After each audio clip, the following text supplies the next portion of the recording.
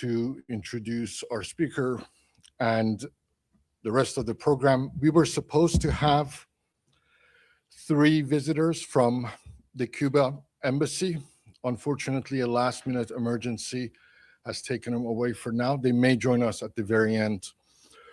But what you see there, and there is a QR code that we will pass around as well, these are in solidarity with Cuban, and it's for academic purposes. It's something that I think everyone here should care about.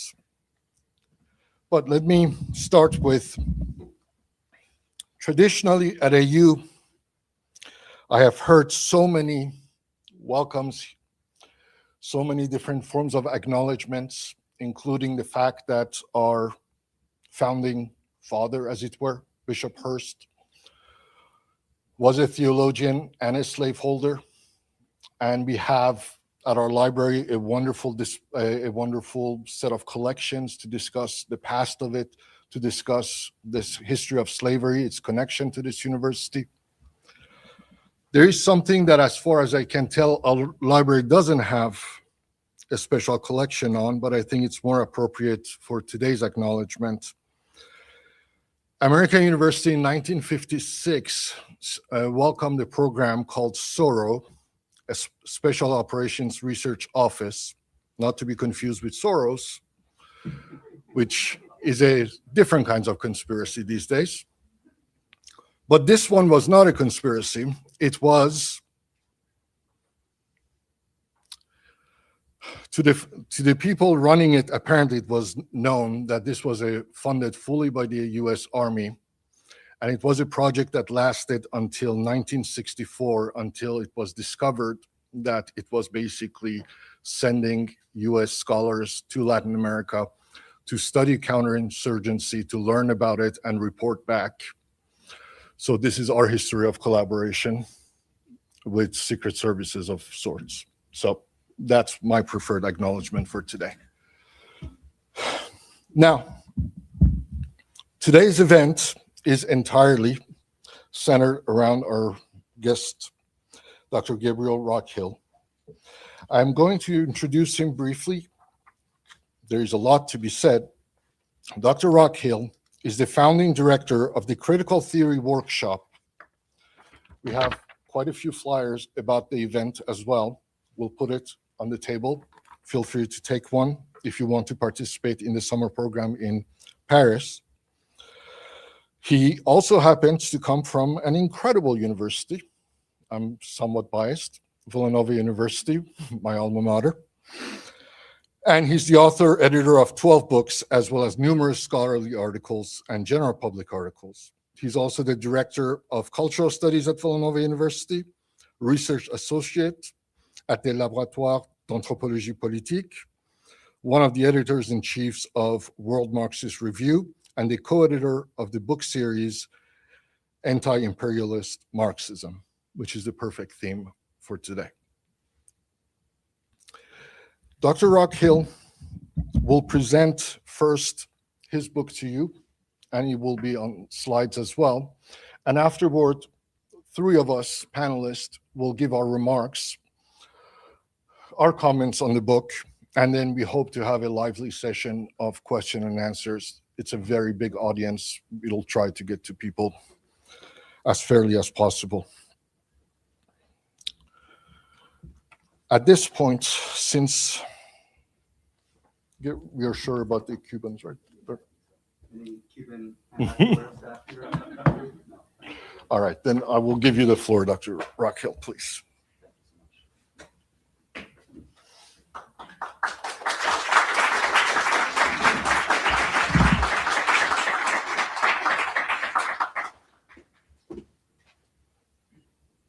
Everybody can see this, great.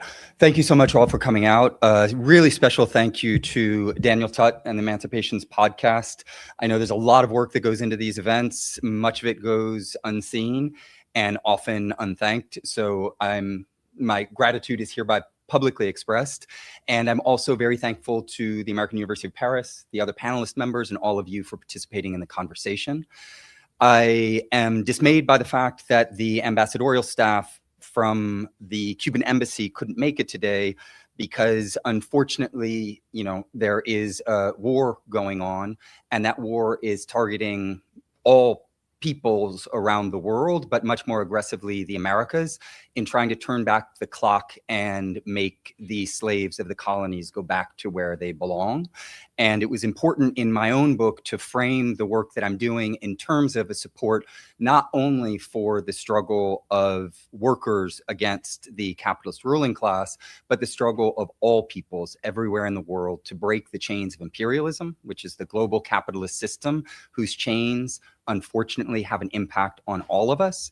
And right now, Cuba is absolutely in the crosshairs because what they represent in the Americas is the possibility of liberation from imperialism and the establishment of true sovereignty. So the book that I'll present here in a moment is entitled Who Paid the Pipers of Western Marxism, but it's the first in a trilogy, and the trilogy is The Intellectual World War, Marxism versus the Imperial Theory Industry. The intellectual world war that I outline in the book, though, is part of a much broader fight over the very nature of human life on planet Earth. And so the connection to the immediacy of political struggle should be apparent immediately within the book's framing and hopefully within the broader conversation that we're going to have in a moment.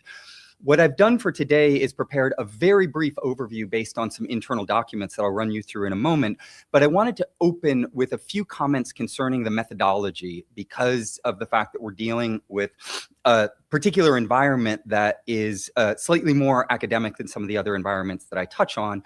And the methodological approach in the book is important for elucidating how it's situated in relationship to some dominant academic discourses, in particular the way in which the humanities have been developed in the capitalist core, as well as the social sciences. The main point that I'd like to highlight is that the book engages in what I refer to as dialectical hermeneutics.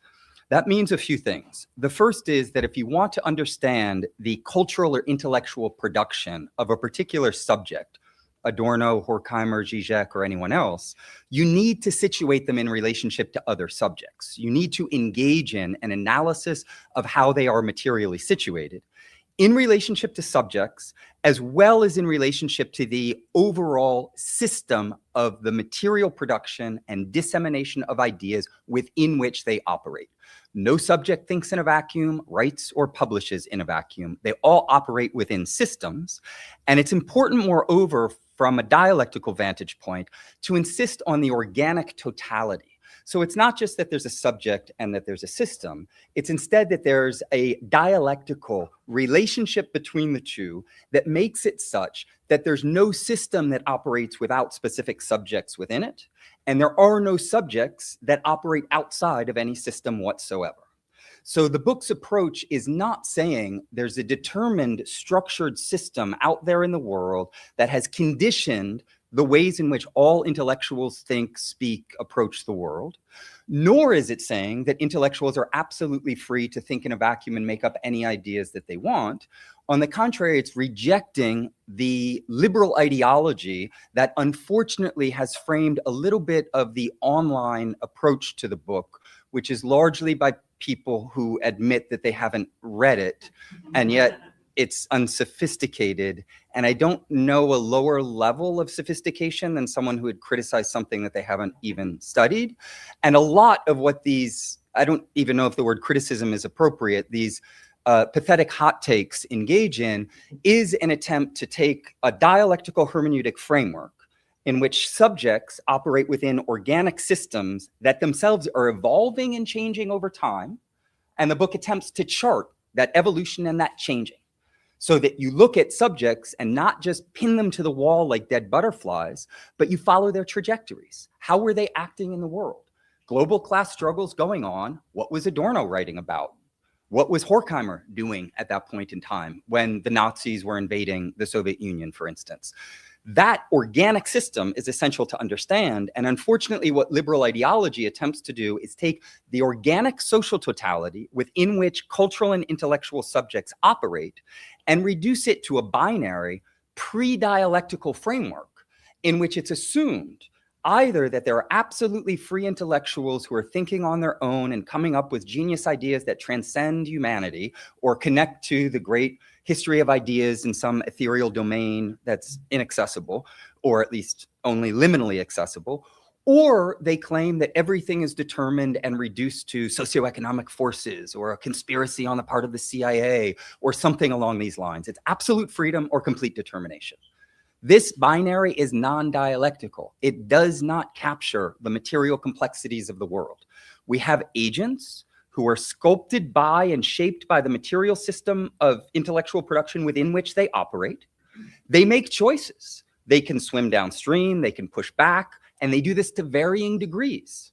The system has different forces operative within it. It has socioeconomic forces, state forces, different state agencies, actors, etc. And it's that complex nexus of the subject dialectically operating within a system that's changing over time that the book attempts to chart in as much detail as possible. So with that general kind of methodological framing, I'd now like to turn to a kind of overview. And what I'm going to do is walk you through a series of internal documents that will give you at a very high level the kind of constellation within which the book is situated. The first thing that I wanted to highlight is NSC 68, which was published in 1950, which highlights the fact that the principal war is the war of ideas, because it is the fundamental conflict. You can win military operations, but that doesn't mean that you win the ideological war. And what the imperialists, and in particular the United States as the leading imperialist power in the world since at least World War II, wants to do is win that fundamental conflict. The war for hearts and minds, as so many internal documents attest, is absolutely essential to everything that they do, which does not mean that somehow ideas drive reality, because the intellectual world war is driven ultimately by the socioeconomic forces of imperialism. For the imperial project to win, based on a cost-benefit analysis, an intellectual war that wins is much easier than a military war because of blowback, because of resistance, and for many, many other reasons. And so what the book does is it mines down into some of the post-World War II architectural framing of this intellectual world war. One trove of documents that has proven particularly important to me is the Psychological Strategy Board documents that are collected at the Eisenhower Library in Abilene, Kansas. And the Psychological Strategy Board was set up in 1951, and it was to oversee the psychological warfare operations of the entire intelligence establishment. It was to coordinate and centralize US intelligence. One of the programs that they run that is very important to understand is that doctrinal warfare program. The goal was not simply to win a few small skirmishes in the battle of ideas. They wanted to own the doctrine, which is the overall ideological framework within which all ideas are situated, because they recognize something very important. You can have an ideology that, if you own it at the level of its doctrinal framing, can resist empirical contradiction. So that if somebody points out that your ideology is incorrect because an empirical fact contradicts it, if the doctrine is secure enough, they can deny the empirical refutation and nonetheless maintain the overall ideological framework. So one of the goals was this kind of high-level ideological war that wanted to encase people in a particular mindset that served their interests. And the basic doctrines were the doctrine of the so-called free world and the doctrine of what they call, the Soviet world, the Marxist world, the Eastern world, etc. Within this overall framework, there's a 1953 PSB memo, the Psychological Strategy Board, that outlines what they were really aiming for was full spectrum dominance. They wanted to not only intercede kind of politically and philosophically, they wanted to do this in every discipline and every domain. They wanted to and did focus on the production of ideas, the distribution of ideas, and the consumption of ideas. And they did it in the media, they did it in the academy, they did it in broader cultural production with artists and writers, in every aspect of society. They wanted to, and they aimed to control the mindscape of the masses. one particularly important document that I reproduce in the appendix to the book is a memo that points out, I don't know if people can read this from where they're sitting, but the highlighted passage says, let's see, we cannot expect to subvert the enemy if we cannot even speak his language. We must employ Marxian terms of reference. They understood, and when you really know the material history of US empire building in the 20th century, you need to recognize that it inherited imperialism on its heels when communism had just defeated fascism. That's the true history of World War II. And the anti-fascist war continued across the Third World, and the vanguard of that struggle were the revolutionary socialists. Therefore, the United States inherited an imperialist world in which socialism was on the rise globally since at least the mid-40s to the end of the 70s. Anti-fascism was a given across at least a broad swath of global consciousness, and anti-colonialism was being more widely accepted. They needed an empire that presented itself as anti-fascist, anti-colonial, and nonetheless beat back the socialist forces that were diminishing the power of empire. They had a fundamental problem on their hands. Marxism had a level of global legitimacy that is hard to imagine today. Right? Pablo Picasso was a self-proclaimed communist, the most famous artist in the world in the mid-20th century. And there are many, many others. They knew they couldn't do the hard sell of making Marxists into reactionaries. So they decided to do the soft sell. Let's make Marxists into accommodationists who become social democratic enough to accept the capitalist imperialist world as ultimately preferable to actually existing socialism. And so this is one of the things that the PSB memo outlines. They say that we should have attacks against communist ideology developed in Marxist terms. They wanted Marxist critiques of actually existing socialism. And they also wanted attacks, a defense of Western society in Marxist terms. What they wanted was what we now call Western Marxism, or what I elucidate in the book is ultimately a form of Imperial Marxism. Within this framework, it is important to notice that the Frankfurt School of Critical Theory, which has played a foundational role in Western Marxism, was a school that gained its global prominence through its service to Washington. So there were 7 affiliates of the Frankfurt School who worked for the world's leading imperialist government for a combined total of over 50 years. So it would be more appropriate, at least during World War II and the immediate post-war era, to refer to them as the Washington School. They worked for the Office of War Information, which is a propaganda agency, Voice of America, OSS, State Department, etc. Their service to Washington was the springboard to their academic careers. Prior to World War II, much of what the Frankfurt School did was they published in German and they had connections to Columbia University. In the wake of the war, many of their leading figures, through the contacts that they developed within the US national security state, found positions at some of the leading universities in the United States, on the Eastern Seaboard and in California. And some of them, including someone like Herbert Marcuse, was still a State Department operative when he began his academic career, meaning he was under contract with the State Department when he went to Columbia and Harvard. Regarding Marcuse more specifically, I detail in the book that he has unfortunately claimed in a number of interviews that he had no relationship whatsoever to the Central Intelligence Agency and misrepresented the history of the agency, which is hard to believe for someone who is on the inside. His job description is here for you to read. It's from 1948 when he was working for the State Department, referred to in internal documents as one of the State Department's leading global experts on communism. And according to his job description, you see him here in the center. He's the acting chief of the Central European branch of the State Department's Division of Research. He was responsible for meeting the intelligence requirements of the Department of State in the formulation and execution of foreign policy and the intelligence requirements of the Central Intelligence Agency and other authorized agencies. This is only actually the tip of the iceberg.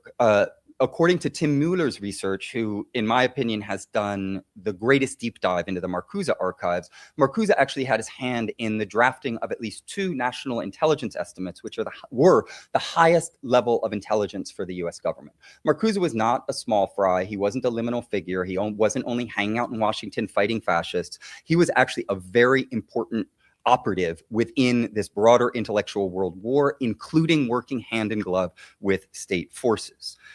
Another thing that I wanted to highlight, and I'm going to speed it up because I think I only have 5 minutes left, but any of this we can come back to in the Q&A, is that a lot of the archival work that I've been engaged in is the result of consulting, obviously, internal documents, but also reading first-person claims and testimonies, material history, government revelations, etc. And what I always do is I try to cross-reference as many claims as I can so that I don't just base my assertions on what one person said, but instead I try to flesh out the broader material context. And it's important for people reading the book, particularly given the kind of slanderous claims that have been made against it by people who haven't read it, that the idea that the ruling class would engage in a conspiracy to advance its own interests isn't some outlandish idea. I mean, I don't know if people have heard of the Epstein revelations or anything along these lines, but it's clear that the ruling class and their state managers regularly engage in conspiracies. In fact, the very definition of the CIA is a conspiratorial agency. What they do is covert operations.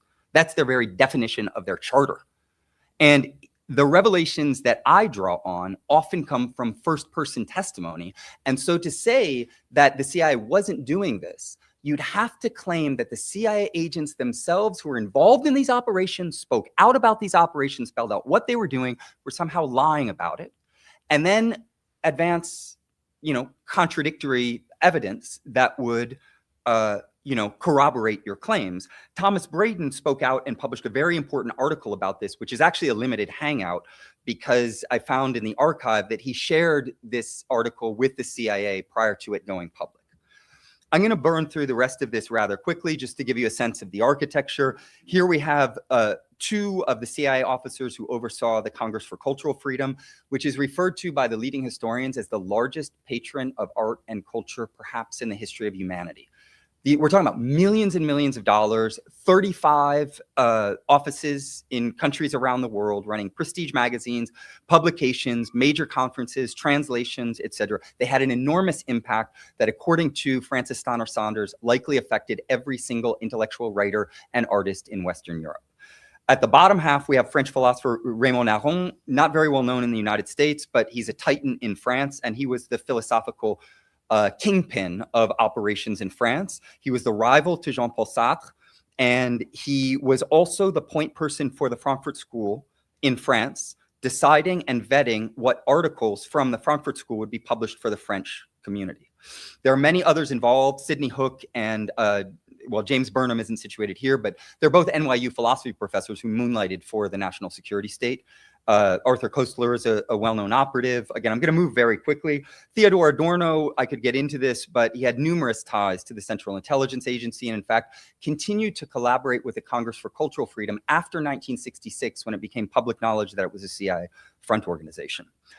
The other figures that I'd just like to get very quickly on the board is the man that you see here in the back, Philip Mosley, is very important because he was a high-level, long-term CIA advisor who worked with the Russian Institute at Columbia, where Herbert Marcuse was hired.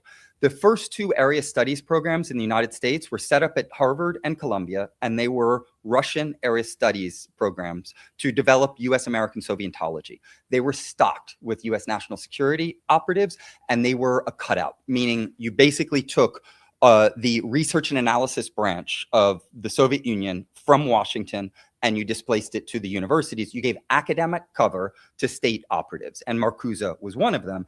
But then Mosley and the others went on to collaborate on very important work done by funding from the Rockefeller Foundation under what is referred to as the Marxism-Leninism project, in which they funded an entire international network of institutions, researchers, PhDs, translations, publications, in order to shore up a Western Marxist tradition over and against the anti-imperialist Marxist tradition of the global South. I'm going to, again, sorry, this slide doesn't exactly relate to what I just said, but just in the interest of time, because I'm coming up on my 20-minute mark, I'm going to jump to a final series of points, so I might just go 1 or 2 minutes over, but it's very important to recognize that Philip Mosley, the gentleman I was just speaking about, close personal friend of Herbert Marcuse, they regularly dined together, their families got together. Mosley would invite Marcuse back to Columbia to lecture, give him very lucrative honoraria for doing so. Mosley was also involved in supporting and promoting the Rockefeller Ford-funded school in France that's known as the EPHE, the École Pratique des Hautes Études, the 6th section of it. And if these institutions get too complicated, you can bracket that and just think about the principal bastion of French structuralism, where the phenomenon known as French theory later was cultivated, nurtured, and promoted. This was Rockefeller money, Ford money, and the idea that the foundation world is somehow separate from the public world of government is a liberal myth. These work hand in glove. There's a CIA liaison in Ford and Rockefeller. They regularly communicate about and collaborate on the exact same projects. The reason this is important is because the way in which they did these operations is they had different kind of concentric circles of collaboration.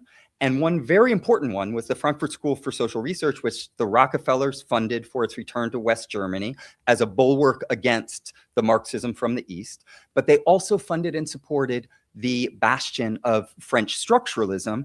And if you go through the CIA archive, as I have, you'll find that the Central Intelligence Agency identified French structuralism or French theory as an ally in the intellectual world war because it was waging a significant war against Marxism. Here's a picture of Foucault in one of the statements that they make. Bringing this full circle, just so that you see it, and then I'm going to close, it's that the Frankfurt School for Critical Theory was part of a broader attempt to shore up a version of Western Marxism, and the very essence of Western Marxism is it obscures the principal contradiction of imperialism, doesn't allow people to understand how life on planet Earth is materially organized so that you underdevelop the global South to hyperdevelop the global North and line the pockets of the financial ruling class. And it is anti-communist, meaning it rejects the struggle on the part of the victims of imperialism to leverage themselves out and develop sovereign projects of development.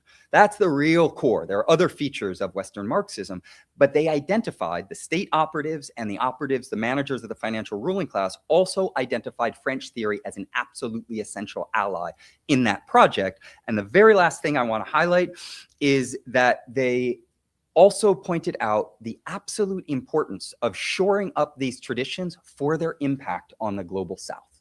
They wanted a cutting edge, super sophisticated, very fancy, rhetorically savvy, sexy, and saleable version of radical theory that would make it look like the tools that the people in the global South are using to liberate themselves, like Marxism, when it's actually applied in practical circumstances, are passé, retrograde, part of yesteryear. One of the documents that spells this out quite clearly is the 1986 document that I have, and I'll just conclude on this note. Quote, "No third world intellectual wants to concern himself with what the Paris intelligentsia considers passé."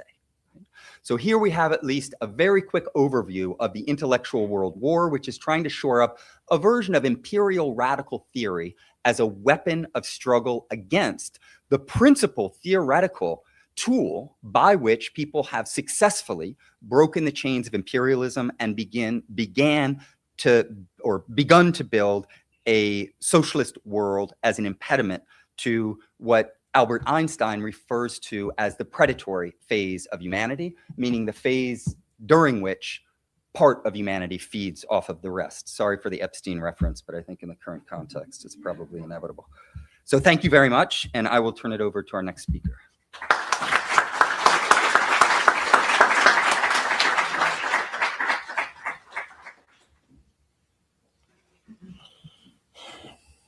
Thank you. For those who haven't read the book,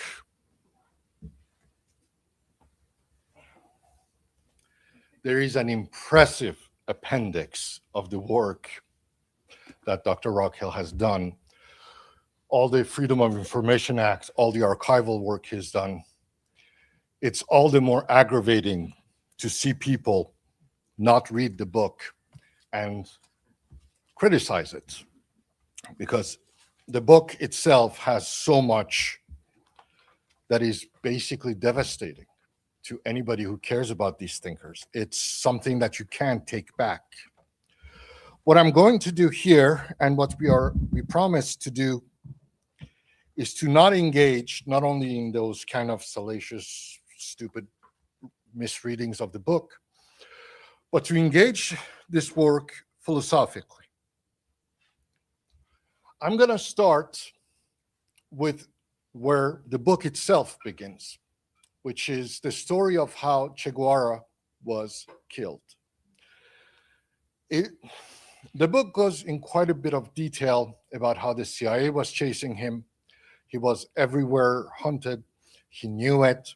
And ultimately, in Bolivia, he was finally caught.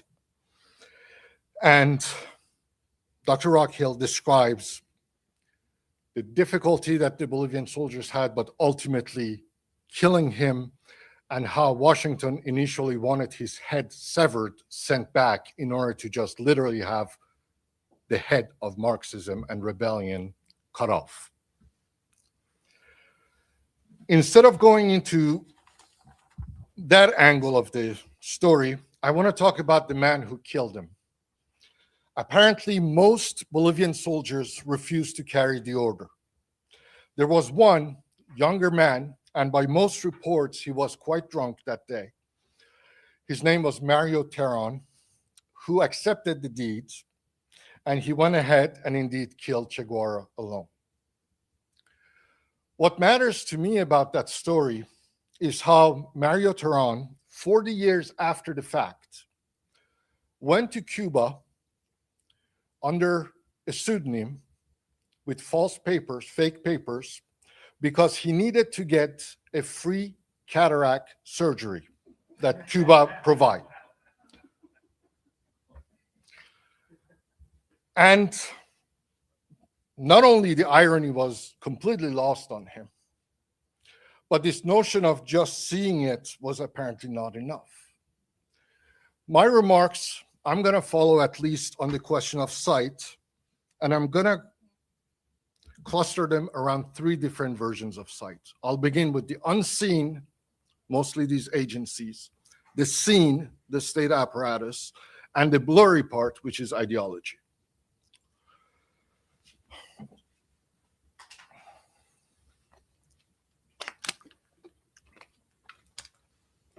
I think one of the greater merits of this book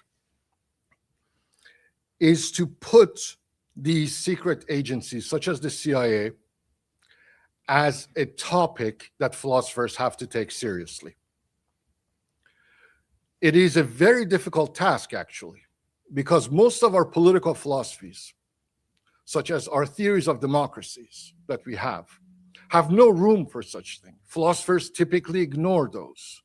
It's something that factually we may acknowledge as saying that's bad, that shouldn't be there, but the fact is they are constitutive of modern power. So when we have theories about a democracy internally, we never deal with these stuff, but that's there. It's the dual governance that Dr. Rockhill talks about in the book. Or when we talk about a democracy, we never talk about the external factors that come and disrupt it. All these countries that try to be autonomous, try to have sovereignty, and get disruption part. Philosophically, we consider that bad, but we don't theorize it. So I think that's one of the merits of the book, is to put this philosophically as an unavoidable task, that we cannot ignore these agencies just because they are not democratically elected or it's not part of what our greater philosophers talked about. That's my first point about these unseen agencies and the merit of talking about them philosophically eventually. But now I'm going to raise the issue that it is indeed very difficult to address them, especially in the way that the book is oriented.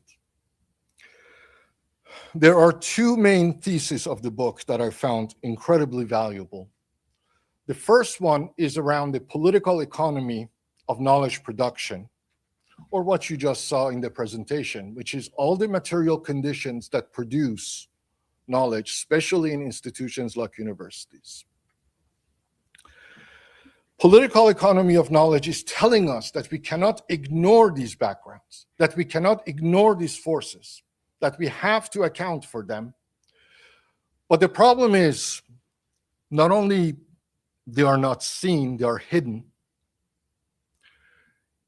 They influence us in ways that we don't have a vocabulary for. And I wish that in the next volumes, we would know more about how we should proceed with them. Because what we end up having is conspiracy, which actually is legitimate.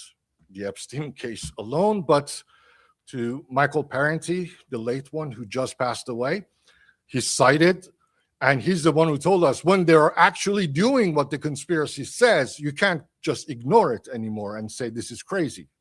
We have evidence that they do this.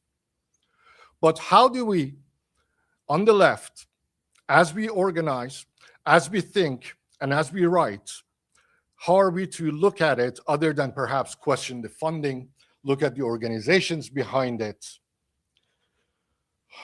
Frankly, anybody on social media who has a double-digit following and a hammer and sickle in their username, as soon as they disagree with someone, they call them a Fed. Everybody is apparently an expert at finding infiltrators. Everybody thinks that they know who the federal agents are. It is actually splintering the conversation. It is killing part of the discourse because people are suspicious of each other in ways that are not productive. And as much as I hate how people have taken up this book in terms of conspiracy, I also think that it's a legitimate question at this point of how are we going to handle knowing this, having figured out that these organizations indeed are influential.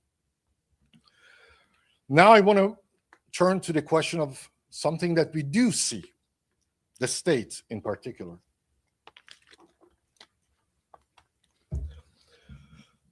The second part of the thesis that I valued after the political economy of knowledge production is the call for return to what often is referred to as DHM, dialectical historical materialism. And to Dr. Rockhill's credit, this is not a call to reverting back to just something from 19th century flat. It is a living process. It is an actual philosophically rigorous process. One that, for instance, if you just stuck to the 19th century, it wasn't just Marx, just about anybody, socialist, communist, anybody on the left could not trust the state. And they were right in so many ways. But dialectical historical materialism, the way it's done in the book, shows us that the states, especially these socialist, existing socialist states, do a significant task that theoretically has to be taken seriously.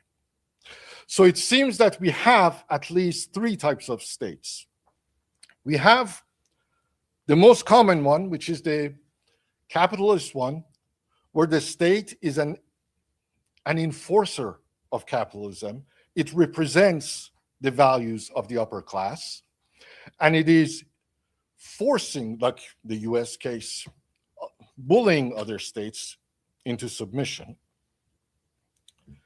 And I count the client states, the failed states that are basically under their dominion as still part of this capitalist model. The second type is, we unfortunately don't have our Cuban representative, are the few countries that are resisting in their way as much as possible by adhering to a long tradition of emancipation that is Marxist, communist, socialist. These countries have to be taken more seriously, not just because they are being harassed, waged war on, but because of the work they do, because they provide free cataract surgery to killers even. But there is a third type of state. In the book, there is a wonderful acronym called ABS that Dr. Rockhill uses, and it refers to anything but socialism. It's basically an approach that all these thinkers, such as Adorno, Horkheimer, and so forth, they would do everything to analyze power except deal with actually existing societies that had socialism. I'm going to piggyback on that ABS one, and I'm going to say that the third type, we should call it ABW, anything but Washington. What I mean by that, and I'm going to use another contemporary example, one that is very close to me as an Iranian. It's the threat that currently is hovering over Iran.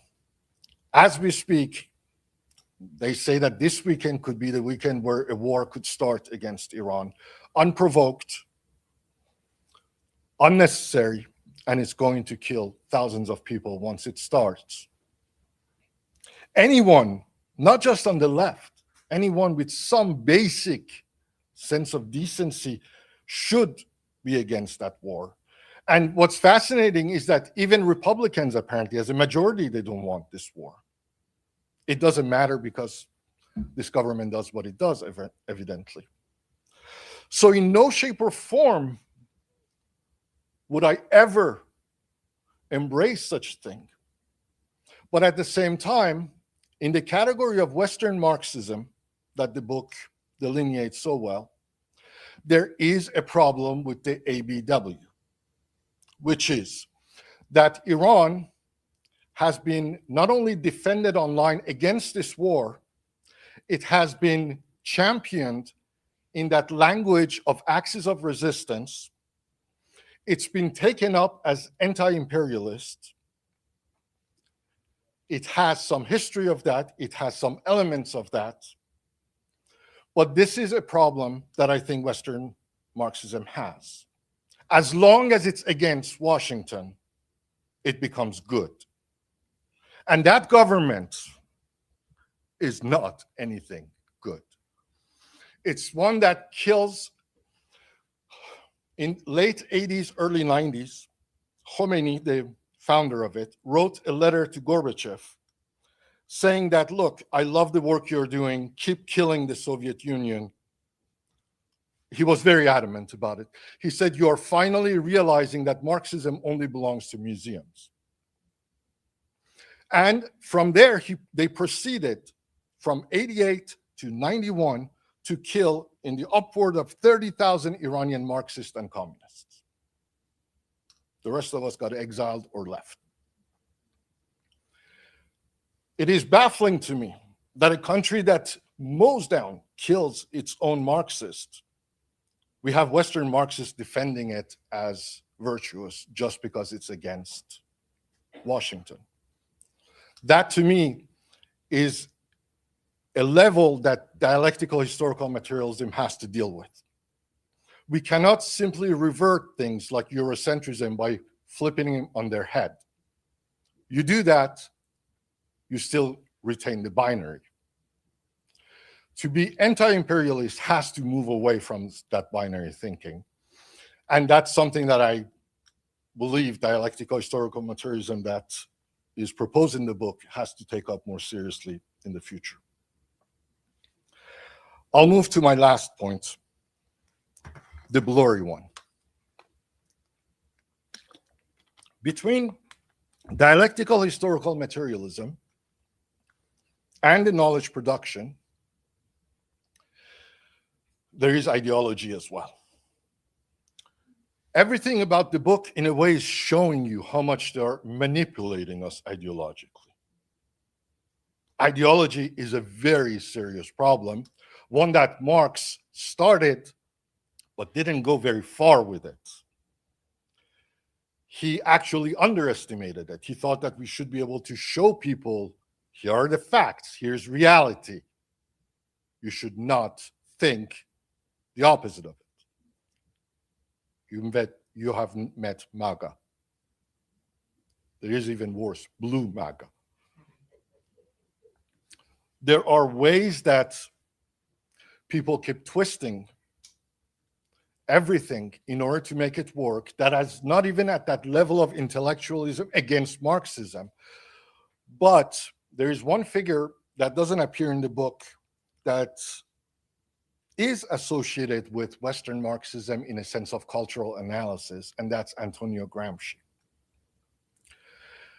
Gramsci cannot be accused to be like Adorno as somebody who's not only in the pockets of the CIA, but also is trying to undermine radical politics. And yet Gramsci was the one who told us that the fight is never without the superstructure, or to put it in more simpler terms, that the fight against capitalism belongs at the cultural level as well. The way the Western Marxism of this book used cultural criticism was indeed a form of defanging Marxism. But I want to insist, in Gramsci's name, on the value of cultural critique from a Marxist perspective, including Adorno again. My favorite piece of his that I teach often too, it's called Stars Down to Earth. What Adorno did, he went to the Los Angeles Times, the newspaper, and analyzed for a month the astrology section, the horoscope. He showed in a very meticulous, wonderful, devastating analysis how astrology is used in order to let everyone alienated by capitalist labor to feel slightly better, to have an illusion of a future, a midweek boost by Wednesdays usually about some good things are happening, so you keep going for the rest of the week. Adorno, for all his faults, I think provides these tools, and absolutely to Dr. Rockhill's credit, he never says don't read Adorno anymore. Absolutely not. He says we have to situate them, and I want to situate them in a lineage of Gramsci in a way where cultural criticism still should matter, because it's a blurry line, that one. It's not a simple yes or no. And the last figure in the Gramsci line that also appears only once in the book, fortunately, because it's devastating when they appear several times. It's one of my favorites ever is Ernesto Laclau, who goes from the Gramscian approach and shows us that what happened to Marxism is not purely a factor of from the outside, but a form of fragmentation of Marxist base that itself needs to be theorized, to be taken seriously as a counter-hegemonic move. And he brought in a lot of these French theorists, German theorists, and he put them to a use that clearly the CIA would never appreciate. So in my mind, the blurry line is still a very important side of struggle. Thank you. Those are mine.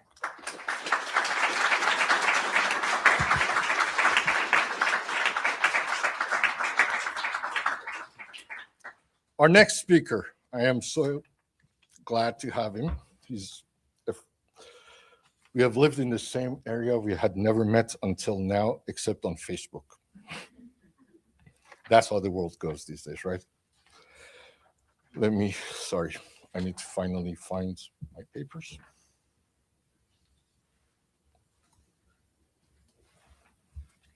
We have too many papers here.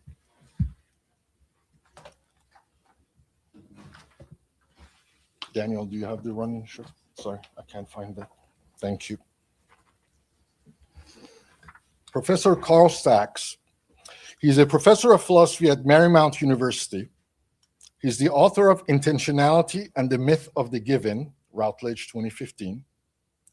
He's a scholar of Sellers, Nietzsche, Adorno, Rorty.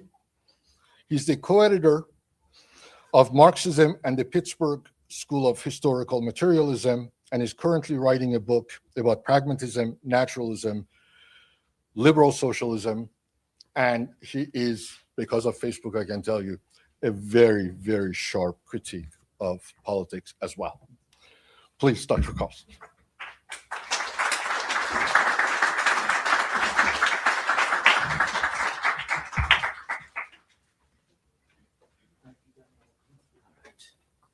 All right. So it's a pleasure to be here. I want to thank Daniel and Farhang for inviting me. Don't believe the hype. The book is absolutely worth reading. There's a book signing. Get your copy today. Okay, so I want to begin by just endorsing one of the many important lines of thought in Gabriel's book. I think the central line of thought to the first sort of third or so, as I understand it, right? So, right. Gabriel lays out a very convincing case that, first of all, it's got to be the case, right, that agents acting on behalf of state capitalism will use private foundations and think tanks to channel funds from intelligence agencies all the way to fund artists, intellectuals, scientists, and other groups that will promote very sanitized Western conceptions of democracy and freedom and all those, good things. And of course, it's going to be the case that universities are fully incorporated into how this process takes shape, right? And there's just no way we should pretend that the humanities or social sciences are somehow immune to this general process, right? And certainly not even radical or left thinkers. So, okay. Complete agreement there, and that seems right to me. So that means that we have to pay attention, as Dr. Rockhill does, to the political economy of the theory industry, right? To what Richard Rorty referred to as the leisure of the theory class. That just can't be separate from the political economy of academia generally. It can't be separate from political economy of superstructure and how capitalism reproduces itself. And so we should avoid any kind of liberal idealism that says that these people are freestanding agents just trying to, think great thoughts. And it's precisely because that we are all embedded in the system that's certainly possible for a well-paid professor of literature, of cultural studies, to be what we used to call back in grad school, we call these people Neiman Marxists. Right, because they teach Marxist cultural criticism, but they shop at Neiman Marcus. Okay, and also seems totally right to me to say that sure, it's just going to be right that there are some versions of Marx and Marxism that are taught in academia because they are more or less compatible with how global capitalism reproduces itself. And other versions of Marx and Marxism that won't be taught. And that will be as threatening, right? It's like, sure, you're going to find Lukács and Marcuse taught much more often than you'll see Lenin and Mao taught. And I think we have to sort of absolutely pay attention to the ways in which academia is structured by a series of very perverse incentives that lead us to simply teach the canon to our undergrads and the latest hotness in theory to our grad students, and just not much else. And that leaves out a lot of things, including a lot of things that could be very useful tools for really understanding not just how capitalism works, but also what can be done about that. Okay, so I want to turn now then a little bit to sort of my take on the Frankfurt School, and this one I'm going to sort of maybe would give Dr. Rockhill a little bit of pushback. I'll talk about that a little bit, and then I'll sort of move on from the Frankfurt School specifically to thinking about Western Marxism more generally. Okay. Now, I think there's a tendency, and I'm not accusing Dr. Rockhill of this tendency, but I think it's a tendency that's you often see articulated in how people do and don't talk about the Frankfurt School. That I think we often think of these theorists as committed to something like the following three claims, implicitly, but still in their practice committed to following three claims. Claim one, we've got to do something about fascism. That's the first claim. Claim two, fascism is caused by capitalism. Claim 3, we can't do anything about capitalism. And I think that's a very crude, high-level, simplistic characterization of what is really driving this grand hotel abyss, sort of theoretical and practical paralysis of which they've often been accused. So the question then is, okay, well, what is this really driving this commitment to 3? What's really driving the commitment to capitalism?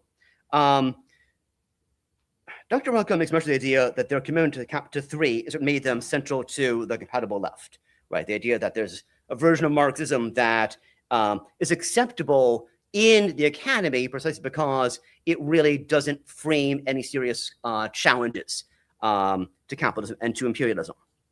I want to urge a distinction within the 3. I think it consists of 2 different prongs or dimensions, one of which I think is warranted, other which is unwarranted. And I think making that distinction is important for assessing the legacy of the Frankfurt School. Okay, so first, the warranted prong, the part that was warranted. I think they were warranted in their rejection of what Soviet communism simply became under Stalin. And I think it's also very important to bear in mind that for these people, Soviet communism was Stalinism, right? When Stalin assumed power, Adorno was 21 years old.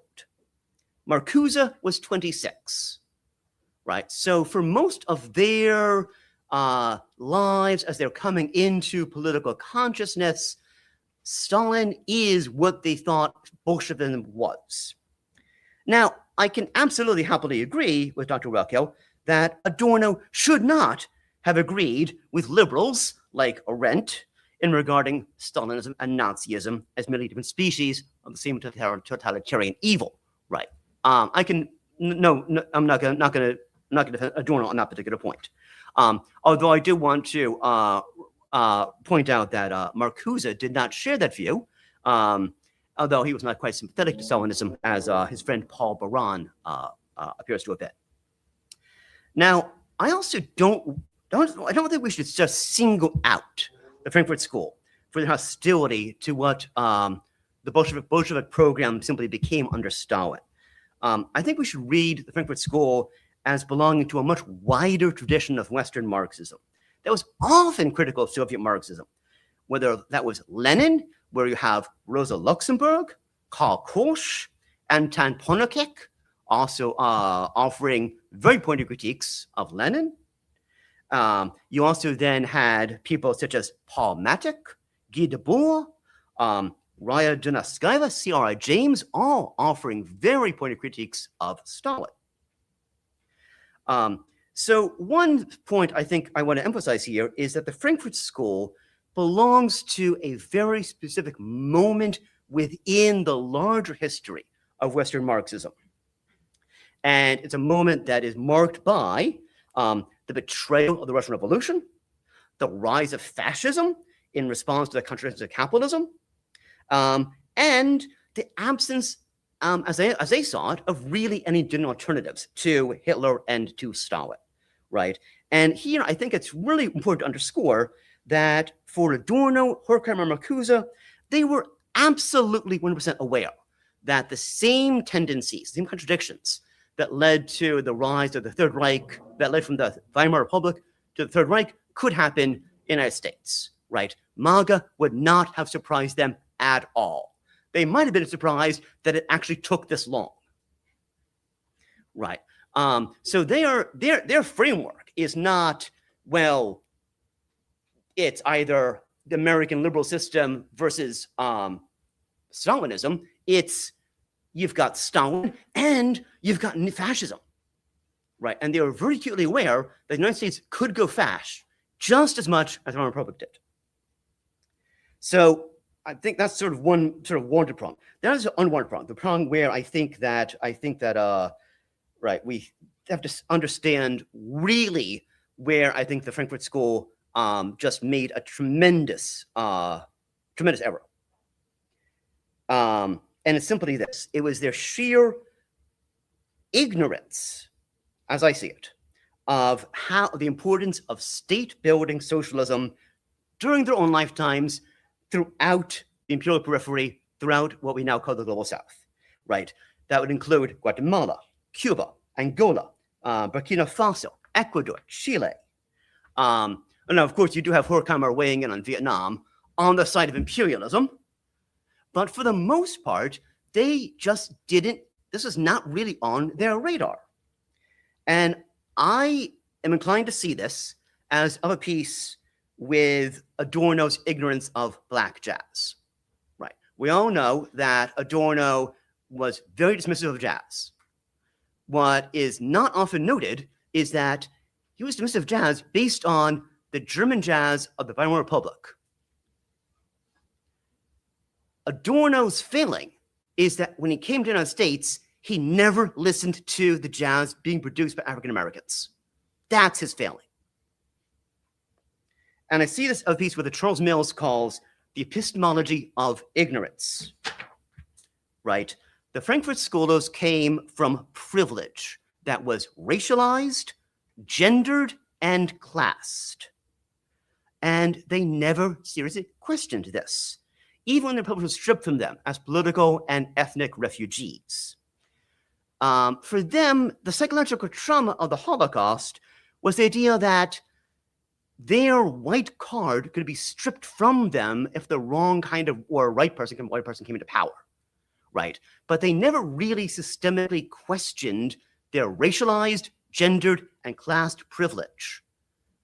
That's epistemological ignorance, and I think that's what's driving their unwarranted commitment to anti-communism. But I do think that it's important to make that distinction between the warranted prong and the unwarranted prong. And then maybe you think that, well, the effects are the same, so what differences make, but I think if we're trying to assess Frankfurt School today, that is something we need to be thinking about. Okay, I now want to turn kind of briefly towards the end here from the Frankfurt School specifically to Western Marxism more generally. So Dr. Rockhill, both his own work as well as in collaboration with John Bonnet Foster, joins with Perry Anderson and Domenico Lacerdo as representing Western Marxism as a series of retreats, right? It's a retreat from political economy to philosophy. It's a retreat from the dialectics of nature to dialectics of history. It's a retreat from actually existing socialism to a sort of third way that is neither capitalist nor communist, and a retreat from engagements with proletarian struggles to cultural critique. Now, I want to say at the outset, right, I absolutely agree with Dr. Rockhill that Marxists today should not endorse any of these retreats. We should still study what motivated those retreats, understand them, but not take them as a basis for what Marxism needs to be today. In that light, I want to offer two sort of general topics for consideration, for conversation. Right, first, this bit about the dialectics of nature and the retreat from the natural sciences. Right, I think it's fair to say that Western Marxists, generally speaking, have followed the early Lukács in just withdrawing from dialectics of nature and disengaging from the natural sciences. And I think that has been a tremendous sort of unforced error. One thing that's worth thinking about here is what is driving that particular move. And it might be helpful to bear in mind that Lukács, right, before he became a Marxist, even before he became a Hegelian, was a neo-Kantian of the Southwest School. And at that time, for the neo-Kantians, the divide between the natural and human sciences and the natural sciences was of the utmost importance for their understanding of what it is to be engaged in academic philosophy. Right. And as a consequence of that commitment, it made perfect sense, I think, for Lukács to say, well, dialectics, yes, but only for the Geisteswissenschaften. Right. We're not going to have any dialectics for the Naturwissenschaften because we need this divide. And I mention that because if you understand then some historical context for what is driving Lukács to be so dismissive of Engels, it might be more inclined to say, oh, wait a minute now. Okay, that makes sense, but what's that got to do with us? Right? Those are debates that were very important over 100 years ago in Germany that we today might have to say, well, insofar as we can, first of all, you ask a philosopher of science today if they believe in the unity of science, and they'll be like, what are you talking about? Right? These debates shaped our history, but understanding how that context gives us very reasons for thinking, well, okay, maybe that's not something we need to worry about anymore. So by all means, yes, a dialectics of nature, it should be one that is informed by whatever debates we need to take seriously in the epistemology and metaphysics of science. But no, I think that we should not uncritically accept Engels, just because same way we should not uncritically accept Lukács. But the fact is, John Bellamy Foster has done amazing work showing the importance of dialectics of ecology, building on work by Richard Lewontin and Richard Levins from the 1980s. So I think that, yes, these are things we need to be thinking about. We should not be so dismissive of science and technology, certainly not in an age when science and technology are driving so much of the sort of global political horrors that we're trying to sort of cope with all the time. Now, there's also then, moving on from that, there's this other issue that I think we want to sort of think about here, which is this question of this sort of the retreat from actually existing socialism, the retreat from anything, from ABS to some sort of magical third way between capitalism and communism. Now, here, I just want to say, like, sure, it is absolutely true that the history of Western Marxism is, by and large, it's a history of failures. It's a history of defeats. In Germany, in France, in Italy, throughout Europe, Western Marxists were ostracized, humiliated, imprisoned, executed. So, okay, then the question is going to be, okay, so, well, so what? Like, what should we learn? Can we learn from them? Now, look, I'm perfectly happy to agree with Dr. Rockhill, I think quoting Parenti, that we've only ever known socialism under siege, right? Not once has socialism even been permitted to fail on its own strengths and weaknesses. But, like, that's just as true for the USSR as it is for Red Vienna or for Allende's Chile. Now, if Red Vienna had lasted longer than a few months, maybe they would have had to make the same kind of hard choices for which the liberals have condemned the Bolsheviks. And maybe they wouldn't have, we don't know. I also want to end on this further point of agreement with Dr. Rockhill. Marxism is a learning process. It is a process of trial and error. We learn what works in situations, and we learn what doesn't. But I think precisely for that reason, we should study the defeats just as much as the successes, being neither ashamed of the former nor admiring of the latter. Right? Now, it is certainly true that we have, even more in theory than in practice, some fairly specific ideas about what a third way might look like between North Atlantic capitalism and Soviet communism, right? We have ideas such as the bottom-up economic planning that Otto Neurath deployed in the few months he was doing economic policy for Vienna. We have the anti-Bolshevik communism of Paul Matic. Right? We have the Italian autonomous Marxism, which fueled the very short-lived but actually quite interesting and important wages for housework movement. And we have the cybernetic economy envisioned in Project Cybersyn under Allende. These were all failures. So what? Eventually, everything ends in failure. In the long run, we're all dead. Entropy comes for us all. Our task is not to praise success, nor to condemn failure. Our task is simply to do whatever we can to discover within the cold ashes of pessimism the warm, glowing embers of optimism. Thank you.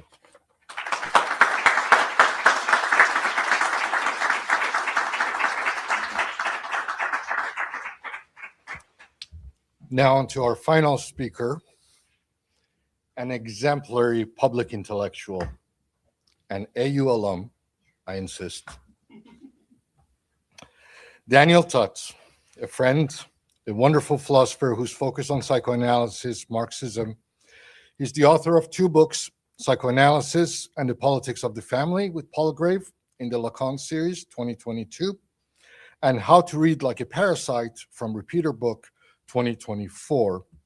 He is the host of Emancipation. Hello to all. And the Study Group Collective, and it's an incredible community. I can vouch for that. He has published essays in Historical Materialism, European Journal of Psychoanalysis, Philosophy Now, In Analysis, Jacobin, and other venues. Please welcome Daniel Tutt.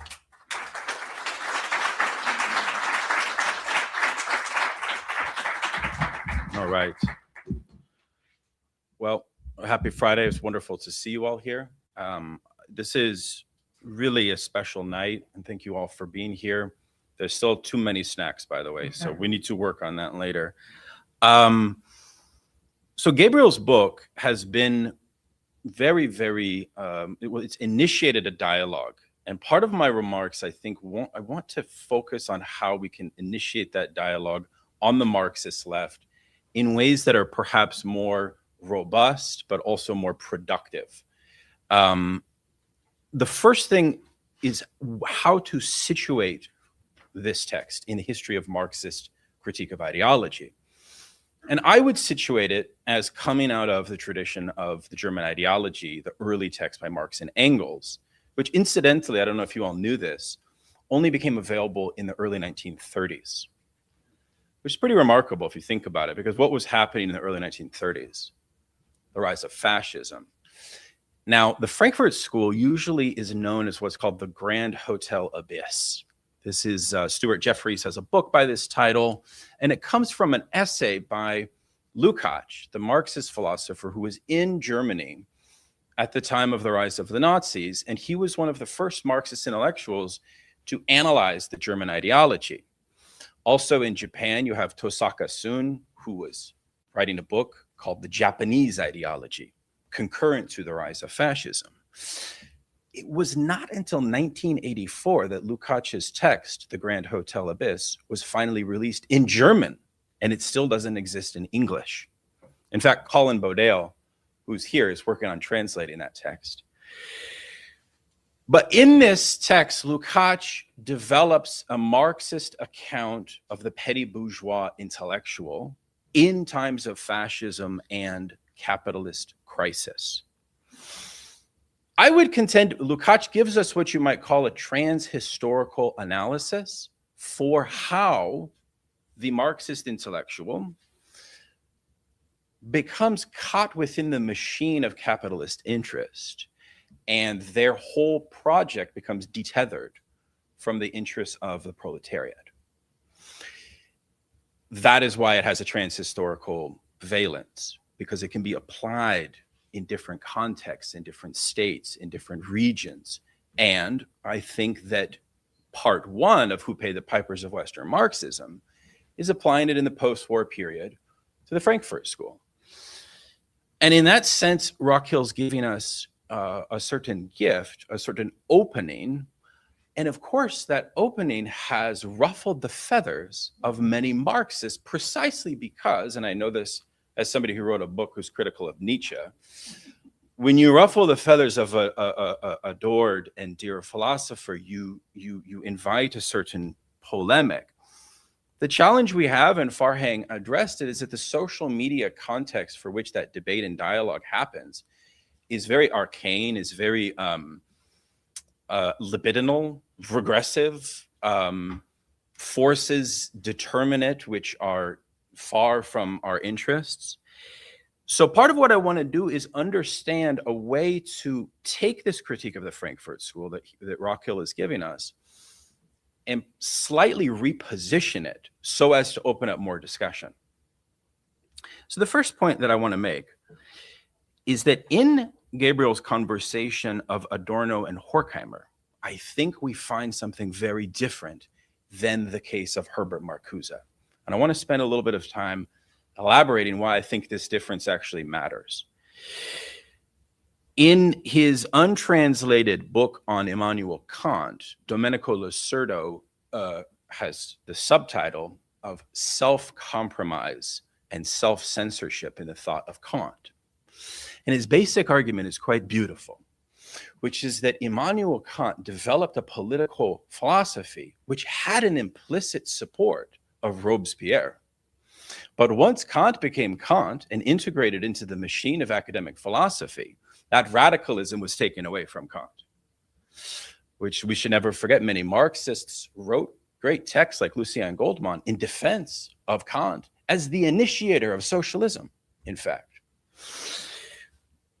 Adorno and Horkheimer first hit the United States through the publication of Adorno's lectures, which became a book called The Eclipse of Reason. Very interesting text. In this text, Horkheimer is forced to remove his support for the rational tradition of European socialism. He's literally forced to remove this. He has a critique of John Dewey, which is extremely robust. Carl and I have talked about how prescient and interesting Horkheimer's critique of Dewey is. He has a critique of Sidney Hook and James Burnham, two Trotskyist intellectuals who turned against Marxism in very terrible ways. And so you have this figure who is trying to, with Adorno, what were they trying to do? They were trying to find a legitimation within the American academic philosophy world. And I want to read a letter between the two of them, because you see what happened in 1947 when The Eclipse of Reason was published. American philosophers hated the book so much that they said, we are not allowing these people any support, any funding in American philosophy. This is why Adorno and Horkheimer were forced to go into sociology. And with the American Jewish Committee, they were basically forced into a type of nonprofit foundation world / national intelligence line of work. They were not happy about this. Let me read a letter. I think it's from Horkheimer to Adorno. Quote, if we could devote our whole time to the work to which we've dedicated our lives and which nobody besides us can do, we could present in a year's time a volume which would justify our whole existence. Now, not you alone, but also I, are splitting up our time and living under an almost senseless pressure. So again, this idea of self-censorship and compromise in the context, right, of forces that kind of reroute the radicalism of the Marxist intellectual is exactly what Gabriel is trying to push out. Now, to be more critical of Adorno and Horkheimer, what they actually end up developing apropos their theses on Marxism, I think we have a number of problems in this. Not reducible, like Frederick Jameson has a book, which is very interesting, the late Frederick Jameson, one of the great American Marxists, on Adorno, on Adorno's Marxism. And you'll notice at the very first opening of the book, he says, we know very well that Adorno completely supported the Vietnam War, that he was an imperialist, that he's basically a kind of neocon. But negative dialectics gives us a sort of way into understanding reality in the times of quote unquote late capitalism, right? And moreover, if you take Horkheimer's book on the family, which was very central to my first book, what does he argue? Well, he actually argues something quite paradoxical, which is that late capitalism, what they call administrative society, is eroding bourgeois values. And these bourgeois values allow for a certain healthy form of subjectivity to emerge that can more adequately contest power. What we now have is a society of a kind of regressive, pre-Oedipal individuals, right? Who are kind of caught within this liberal kind of space of impossibility, a kind of apolitical impossibility. So you see there's a problem there, which is Horkheimer has a kind of implicit support for cultural conservatism. Now, this is a very interesting point, which means that how does a Marxist relate to a thinker who shares these compromised, kind of self-censored, quasi-radical views, chopped down, but also is showing us something about the nature of culture in its ever-changing present? For that reason, I think Adorno and Horkheimer are somewhat exceptions to the case of Marcuse, who I'm going to come to in a moment, precisely in the sense that they give us a critique of culture. And of course, by the way, the whole conspiracy of the cultural Marxism apparatus, there's a wonderful new book by A.J. Woods on how the right wing has boxed the Frankfurt School into this false picture that they are the ones responsible for the kind of ubiquity of Marxism, that even Kamala Harris is a secret Marxist, of course. Now, I always like to say that Lukács, when he was writing his own critique, what he called the new German ideology concurrent to the rise of the Nazis, he noticed something very interesting, which is that the Nazis developed a strategy to conflate liberalism with communism. And if you think about that in a certain strategic point of view, it makes a lot of sense, because you take your enemies and you take the antagonism that exists between them and you make it homogeneous. It's a beautiful tactic. And I would say the Republican Party still does it to this day. And it's one that we must stridently avoid as socialists. We must avoid that conflation, right? And that actually becomes a big contention between contemporary Marxists, because a lot of contemporary Marxists want to embrace certain forms of liberal values in an uncritical way. And I, for one, do not.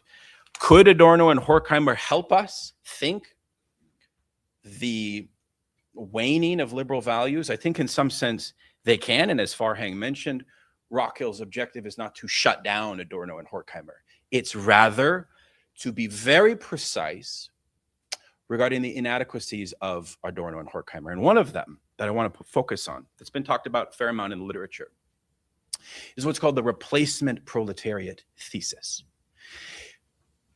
Especially in Marcuse, but also in Adorno and Horkheimer, we have the development, which is somewhat concurrent to the New Left and the rise of social movements, that the revolutionary agency of the working class is defunct.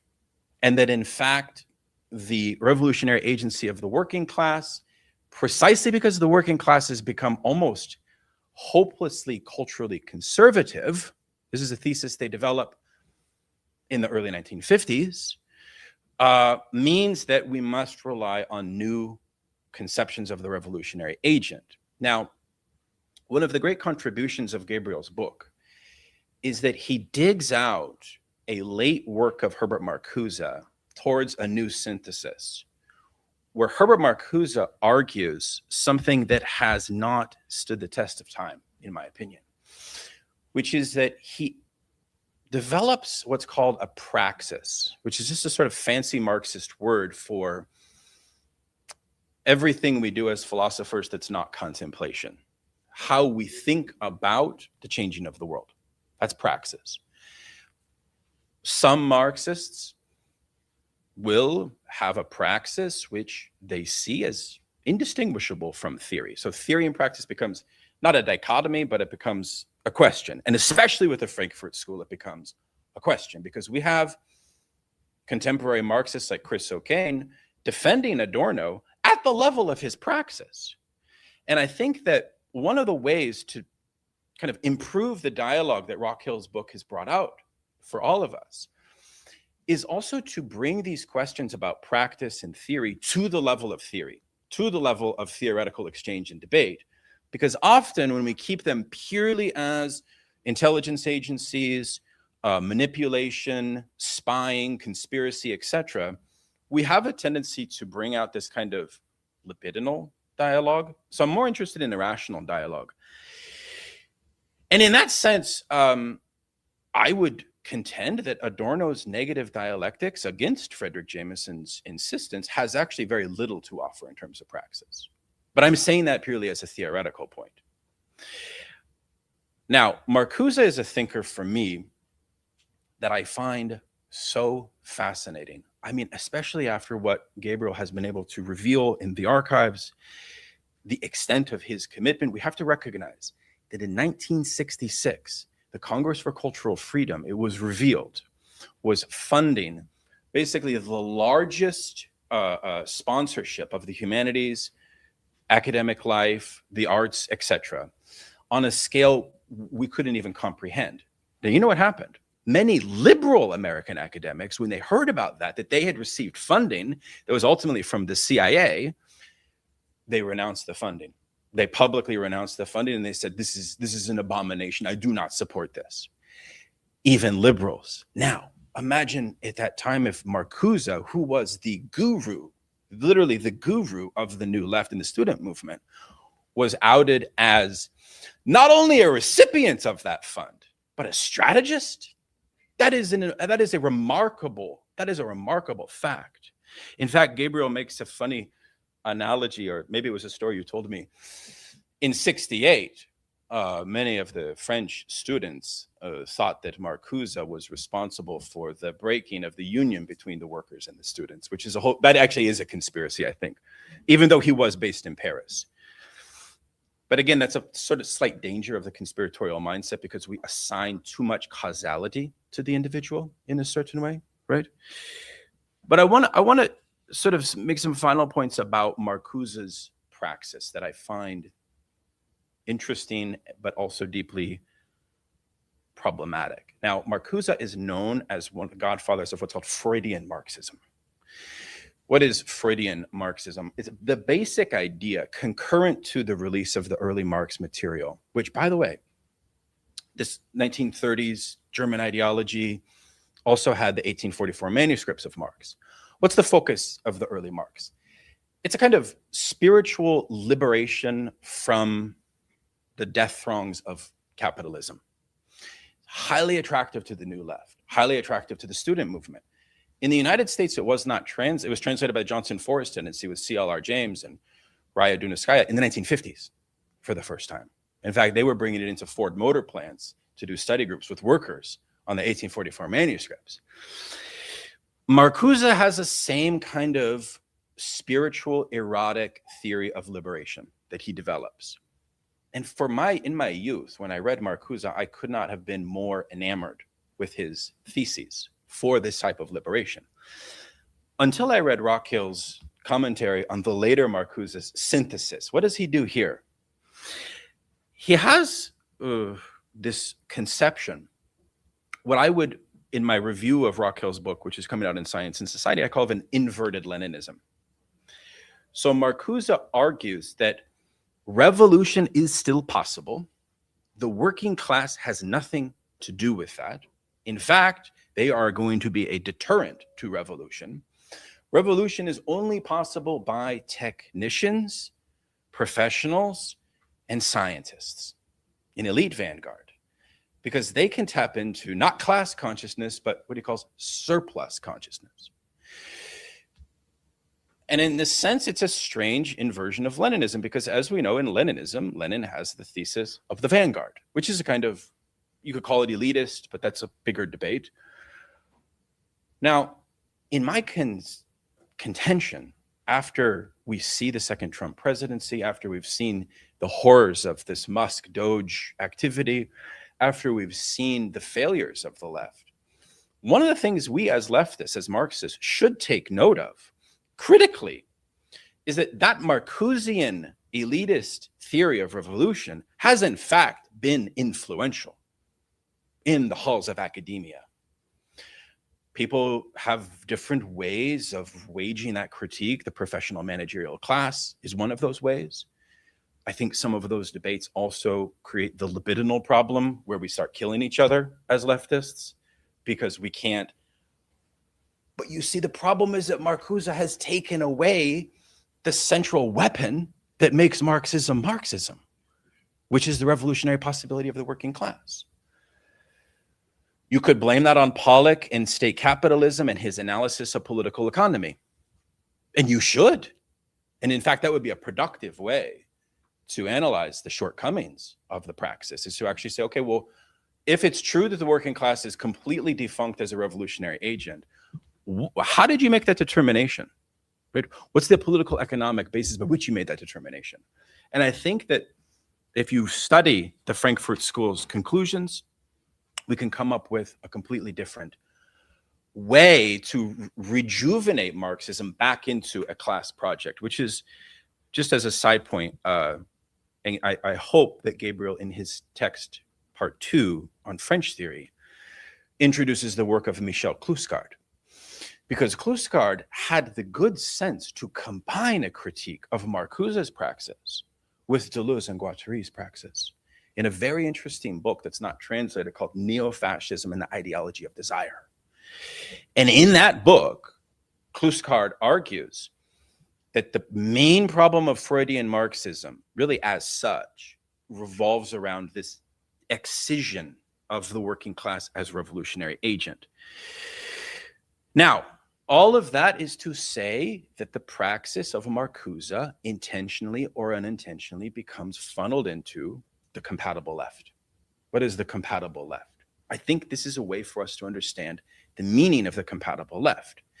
If bourgeoisie, of course bourgeoisie would prefer an elitist, liberal theory of praxis that actually does not produce any material change in the mode of production. In a sense, what Marcuse is arguing is precisely that.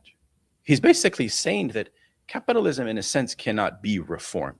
In a sense, he's basically a kind of fatalist for the Keynesian welfare state.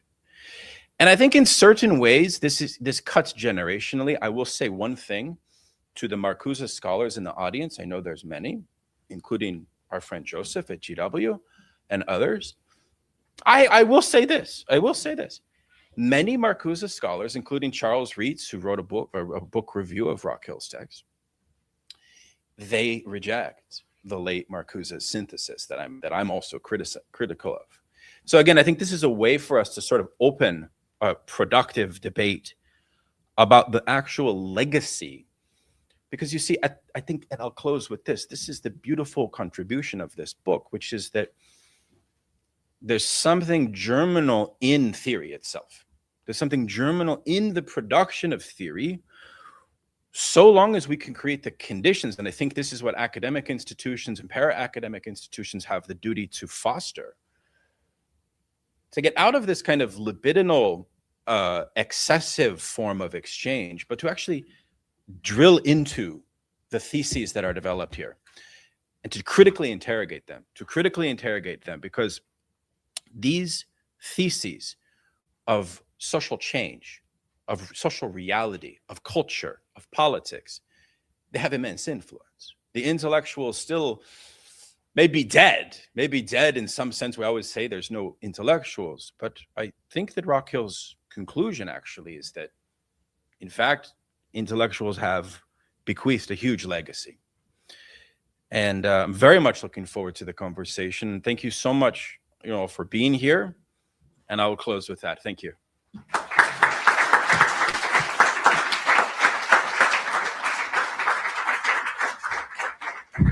There is a lot of you. A lot of people have questions. We will, and you're probably tired of the panel, but we're going to give Dr. Rockhill a chance to respond, if anything, to the panel first, and then we'll open it to the floor, if that's okay. It'll only take about an hour, so I hope you're okay.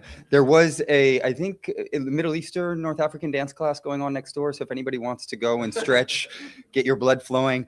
I first and foremost want to thank everyone for seriously engaging with my work. It is an honor to have scholars from different fields open up different vantage points on it. I think given the late hour and probably the large number of questions, I'm going to be rather quick, but I'm also going to highlight some disagreements that are probably already imminent in what was presented. I'm going to have to be so brief that maybe we'll, be able to follow up and have further conversations about them. I'll just go sequentially. So, and there is some that I'm going to focus on the most salient points.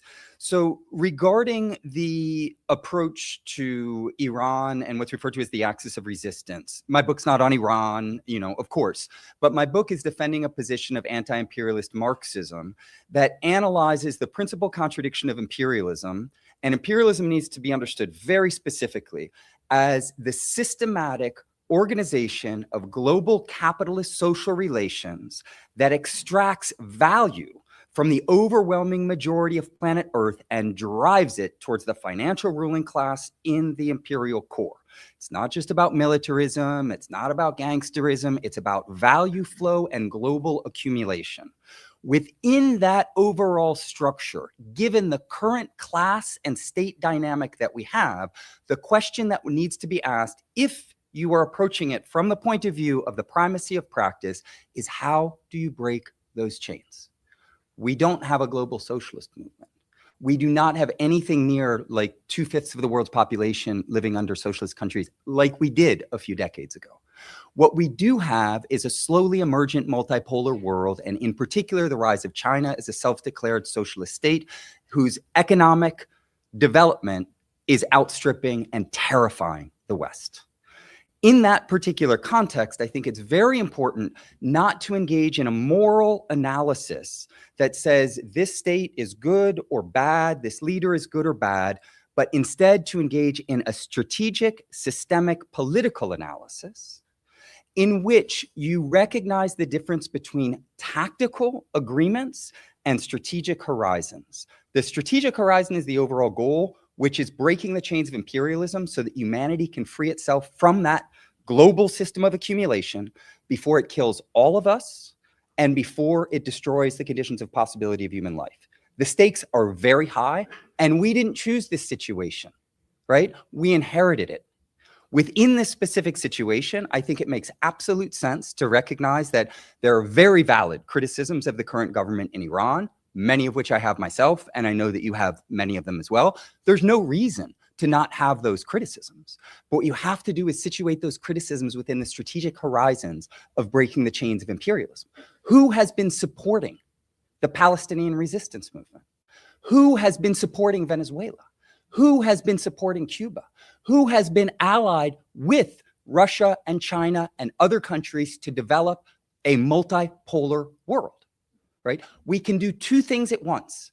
Tactically recognize the support for resistance while strategically identifying and understanding very important things that you highlighted, which is they're not on a socialist path. Obviously not, but we don't get to choose that. We inherit a world, and the problem is, how do we break the chains of imperialism? Regarding cultural criticism, it's interesting. I'm not sure I fully understood the analysis because I see my book as contributing to the Gramscian heritage of cultural critique, but I don't understand Gramsci as a Western Marxist. I think Ernesto Laclau, Chantal Mouffe, and an entire industry has attempted to defang Gramsci, defang Lukács, turn them into cultural commodities, and make them into thinkers who are only interested in culture. That is not the case. Gramsci was a Leninist. Lukács was a Leninist when he moved into his mature political phase, right? These are members of the Marxist-Leninist global tradition. The reinterpretation is an attempt to culturally commodify them, and Laclau had a very big part in that. Laclau himself is a radical Democrat and an anti-totalitarian. Very clearly, he spells this out, and he was involved in Ford-funded counterinsurgency research in Latin America that helped instigate the forms of counterinsurgency that were rolled out in the ongoing U.S. war against the Americas. The last thing that I'd say, and I'm sure, Farhang, you would agree with this, the war in Iran already started. Sanctions are a form of war, and they kill, in many cases, more people than direct warfare. They are killing Iranians as we speak. They're killing Cubans as we speak. It is an ongoing war on humanity. The second point just the second speaker, and again, I almost feel bad because I'm being too concise. I know there are very rich comments, so bear with me. Concerning the rejection of Soviet communism being justified, but maybe not the rest being justified. So if you're a dialectical materialist and you engage in systemic analysis of the totality, and you always center the primary contradiction of imperialism, it means you don't traffic in moral critique. And you don't say things like, well, I don't like Stalin, or I don't like the Soviet Union. Who cares about what you like or what you don't like? It's not a moral critique. It's not subjectivism. We're engaged in an objective process of analyzing the social totality and trying to move it in a direction that is more liberatory. Within that framework, you can have critiques of actually existing socialism and of Stalinism. But you would be very well served if you would recognize some fundamental facts, like who defeated Nazism? Who defeated it? The US didn't defeat it. The Europeans were incapable of defeating it. Do you know how many people died defeating Nazism? 35 million is the most reliable number that we have. And 35 million Chinese. The reason that fascism did not globally, more or less, conquer the world was because of communism. That is a historical fact. And who oversaw that? Stalin oversaw it. Have all your critiques. It's fine. It was a terroristic regime because of the incredible pressure. Stalin knew we have to develop in 5 years to catch up with the West, otherwise they will crush us. And the plans in the Soviet Union, as Mikhail Rome has pointed out, 6 million is a standard number. I know it's debated, but it's a standard number that's used for the gas chambers. You know what they were planning in the East? They were planning 60 million. It was the warm-up routine. That's what would have happened, not to Soviets, not to Chinese, not to communists, but to people, to our brothers and sisters that would have been gassed and eliminated. So let's have a little bit of balance in our reflection and who supported the anti-colonial struggles around the world in fits and starts. There's plenty of valid criticisms of certain choices, like a support for Israel at one point in time when they thought it was a wedge of war against British imperialism, things like this. That's fine. But you would not have had the incredible anti-colonial liberation struggles of the 50s and 60s if Nazism had genocidally eliminated 60 million in the East. You would not have had it. And again, these are our brothers and sisters. These are our people on planet Earth. So I'm fine with critiques of Stalinism as long as they're situated within a material and rigorous systematic history that recognizes the positive gains for humanity due to the defeat of fascism and the incredible support for the anti-colonial movement. Moreover, Adorno lived until he was 1969. And so the little bubble that he lived in happened to be during a time in the world when the Chinese liberated themselves from a century of humiliation, when the Vietnamese fought a world historical struggle against the greatest imperialist power in the world and defeated them. Okay, that only happened in 1975, but it was already well begun during his lifetime. Cuba happened during his lifetime. The Korean liberation struggle at least kept part of the island outside of the military dictatorship, basically, that was propped up in various ways across South Korea. And so the ignorance that he manifested was not simply a rational ignorance due to his own subjective privilege. It was an objectively shaped form of imperial ignorance in which he, in his subject position, received uplift from a system that wanted intellectuals who ignored the plight of the overwhelming majority of planet Earth, who thought you and your human struggles for anti-colonial liberation, your liberation from fascism, you don't matter. What matters is me and my relationship to Hegel or these other kind of, arcane or at least ideal philosophic kind of forms of reflection. And so I think that we can't simply say, well, he was ignorant of these state building projects. Yes, he was, but it was a fashioned and constructed ignorance that comes out of the history of the imperial institutions within which he was and continues to be promoted. It's also important that he was a Zionist, right? Like Horkheimer. And Marcuse's position on Israel, moved. He did accuse some of the Zionists of being fascists early on. He also said that he had a kind of personal identification as a Jew with the Israeli project. The other thing that I wanted to touch on is the third way orientation. Now, the reason that people, Marxists in particular, highlight the limitations of third way politics is not because it's a theoretical problem. It's because it's a practical reality. There is capitalism, which is a world system that dominates as much as it possibly can. The primary form of material, real-world resistance to capitalism is socialism when it has a state form so that it can actually exercise sovereignty. There are islands of resistance, there are ways of pushing back, there are communities and things like this, and this can all be good. But if you're talking about real power on the global stage, this is how world history has played itself out. If you like it or you don't, there are two camps, objectively speaking. Subjectively, you can ignore it, but it doesn't matter because you'll be part of one of those camps in any case. And so the critique of third way politics is a critique of the petty bourgeois radicalism that consists in saying that, well, there's a magical way out of the objective world that we live in. And it might be some social democratic solution or some new idea or something that was tried and could have succeeded if only somebody had done X, Y, or Z. But in the reality that we live in, we really are faced with a very stark choice. It's imperialism and the end of the world as we know it, or it's the development of a multipolar world that creates enough space for the developed articulation of ongoing socialist projects that right now are in their baby phase. We're at the beginning of all of this. Right? We're only about 100 years in. Capitalism is at least, what, 400 or 500 years in, right? So we can't expect from socialism that it's going to be perfect. It's going to solve all problems. No, it's just going to eliminate extreme poverty for 850 million people, which is greater than the entire population of Latin America. One country on earth has done that in history. It's China, right? One country on earth. And that's only one of the accomplishments of socialism in its baby infant stage, while all the imperialists are trying to strangle it in its crib. And so my position on everything ending in failure, not on my watch, not on my watch, no.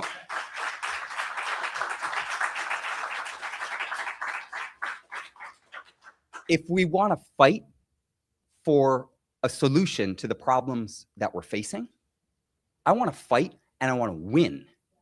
I do not want to fight and have the glory of being right on the sidelines or thinking if only people had followed my ideas. I want to work with all of you and I want to collectively solve the problems that are facing humanity, because if we don't, we are all doomed. Those are the stakes that we're facing. Was I clear enough on that?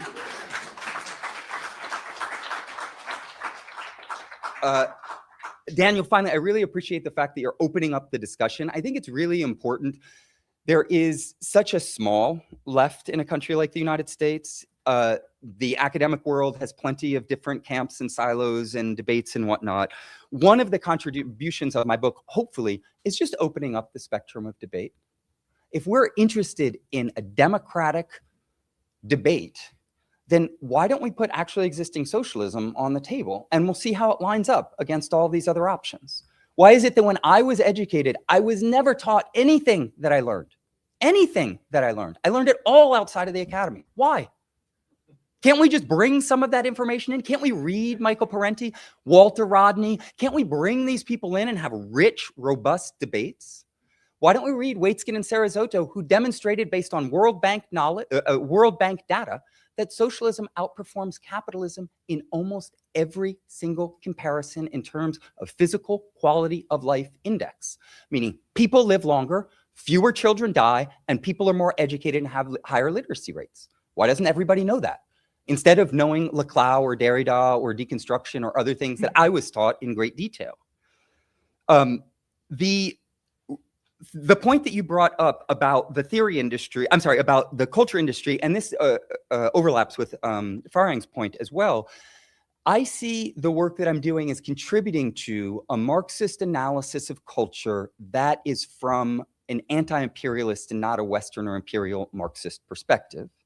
And part of that means, and I point this out in the book, I do think that Adorno and Horkheimer and analyzing the culture industry provided us with some tools in a particular optic, if you will. But it's really interesting to raise the question of not only what they saw, but also what they didn't see.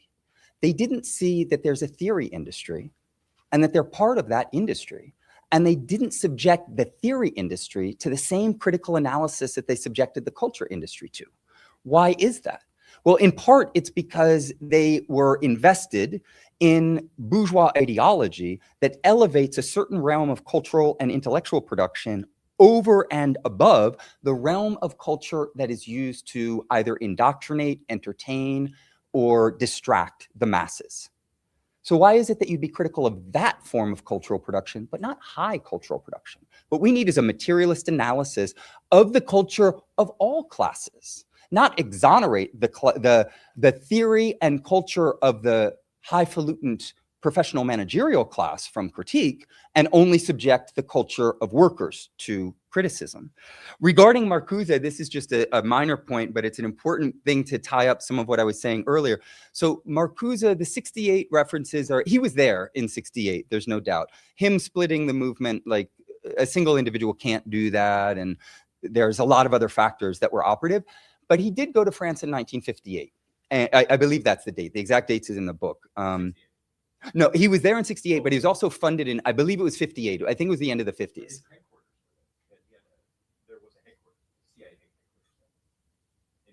That he was at in 68? No, that he liaised with, right? Not to my knowledge in 68, not to my knowledge. In 58, though, he was funded by the Rockefeller Foundation, working with Philip Mosley, the gentleman I mentioned before, who was a CIA operative, among other things. And he went to the 6th section of the École Pratique des Hautes Études, which is the stronghold for French structuralism or French theory. His mission on the part of the Rockefeller Foundation was to convert the Marxist intelligentsia in France to accommodationist positions with capitalism and imperialism without making them give up on their Marxism. That was his mission. What's interesting is some of the secondary literature on Marcuse suggests that he was partially radicalized by his encounter with some of the French intelligentsia, which is also an important factor. He was clearly radicalized by Angela Davis, Abby Hoffman, and some of his other students, right? So Marcuse was a subject dialectically involved in history and changing over time. The very last thing that I'll say, and this is again just in the interest of opening up as quickly as possible, is because of I know you've done a lot of work on Lacan, and you brought up the Freudian Marxism. I think it's also important to diagnose the extent to which Western Marxism has developed, or at least certain versions of it, have claimed that Marxism historically didn't have an adequate account of subjectivation or subjective experience. They just described the objective world. And therefore, we need to supplement it with psychoanalysis, particularly the Freudian tradition. I think this is fundamentally false for a number of reasons. One is that you have to ignore the entire history of the Marxist account of ideology to think that there's no account of subjectivation. And you have to basically sideline so much of Marx and Engels' writing, let alone later figures in this tradition. But it's also the case that Freud operated within the parameters of liberal ideology, and there are excellent critiques of him for his colonial framework, for his misogynistic framework. You know, he was very, very much a man of his time. And so the idea that you would improve Marxism by first misrepresenting it and then combining it with a figure and a kind of framework of analysis that is saturated with liberal ideology, and that somehow that would enhance your Marxism, I think is a very misguided project, which is not to say in the least that psychology is somehow unimportant or drives or libido or anything like that. It's that instead we have to tap into the very rich tradition of psychology that has been developed within a materialist framework that has been in dialogue in many cases with Freudian psychoanalysis, but also very critical of it. Vygotsky comes to mind and his entire school, but there's lots of other references that one could point to. I'll leave it at that just in the interest of time, but thank you all.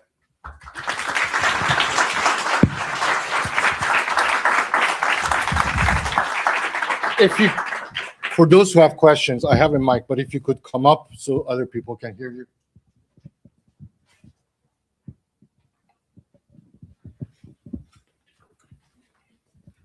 Hello, everyone. Thank you so much for your presentation and your comments. My name is Andrea. I'm looking forward to reading the book. Haven't yet, but yeah, looking forward to that. So I study 20th century Chilean history, and one of the things that, well, you know, the Soro project, one of their projects was called Project Camelot, and it was a huge controversy in Chile in the 1960s when it was discovered or suspected that it was taking place in Chile. Another thing that I study, though, is simultaneous to a lot of the things that you discussed in your presentation was the AFL-CIO here in the United States was working with the State Department and the CIA to promote in Latin America and much of the Third World a ideology of like a labor politics that was anti-communist, anti-imperialist, so pro-US, and class collaborationist, so it was pro-capitalist. But in Chile and in many places in Latin America, this idea was completely rejected. It was very strongly rejected by the workers, among whom the AFL-CIO was trying to promote the idea. And so I guess my question is, are you interested at all in exploring, either in this book or in future books in this trilogy, the way that these ideas were actually received by the populations that they were promoted in? Like, in other words, I guess, are you interested in exploring the idea that, these ideas are maybe more easily received in a place where, in the imperialist first world, maybe they're more easily embraced, where even, the working class, to a great extent, benefits from imperialism, whereas, in the third world, perhaps these ideas are less easily received by the society. So I guess I'm interested in whether you're thinking about the way that these ideas are received based on, a particular society or population's place in the global capitalist economy. Thank you. We're gonna have Dr. Rockhill answer, but please prepare your question. There's a long line, so we have to be brief. Should we take more than one? Because we could take two or three. Let's take 2 or 3 questions. Is that okay? Oh, okay. Okay, I'll try to make it brief. One thing that was raised was a question of tactics and strategy. And in the interest of brevity, I'll kind of truncate the historical example I was thinking of, because the Iranian left was raised. And the Iranian left was raised just now. So I was thinking about the relationship of, you'll have to excuse my Persian, the Tutt party. And there's a variety of leftist parties of various degrees of alignment with the Soviet Union. And leading up to the 1979 revolution, Jacobin conducted an interview with a leftist that was involved in that, and she noted how many of the leftists fell behind the imams and the Islamism in the name of anti-imperialism, only to lead, as you pointed out, to these massive purges of leftists.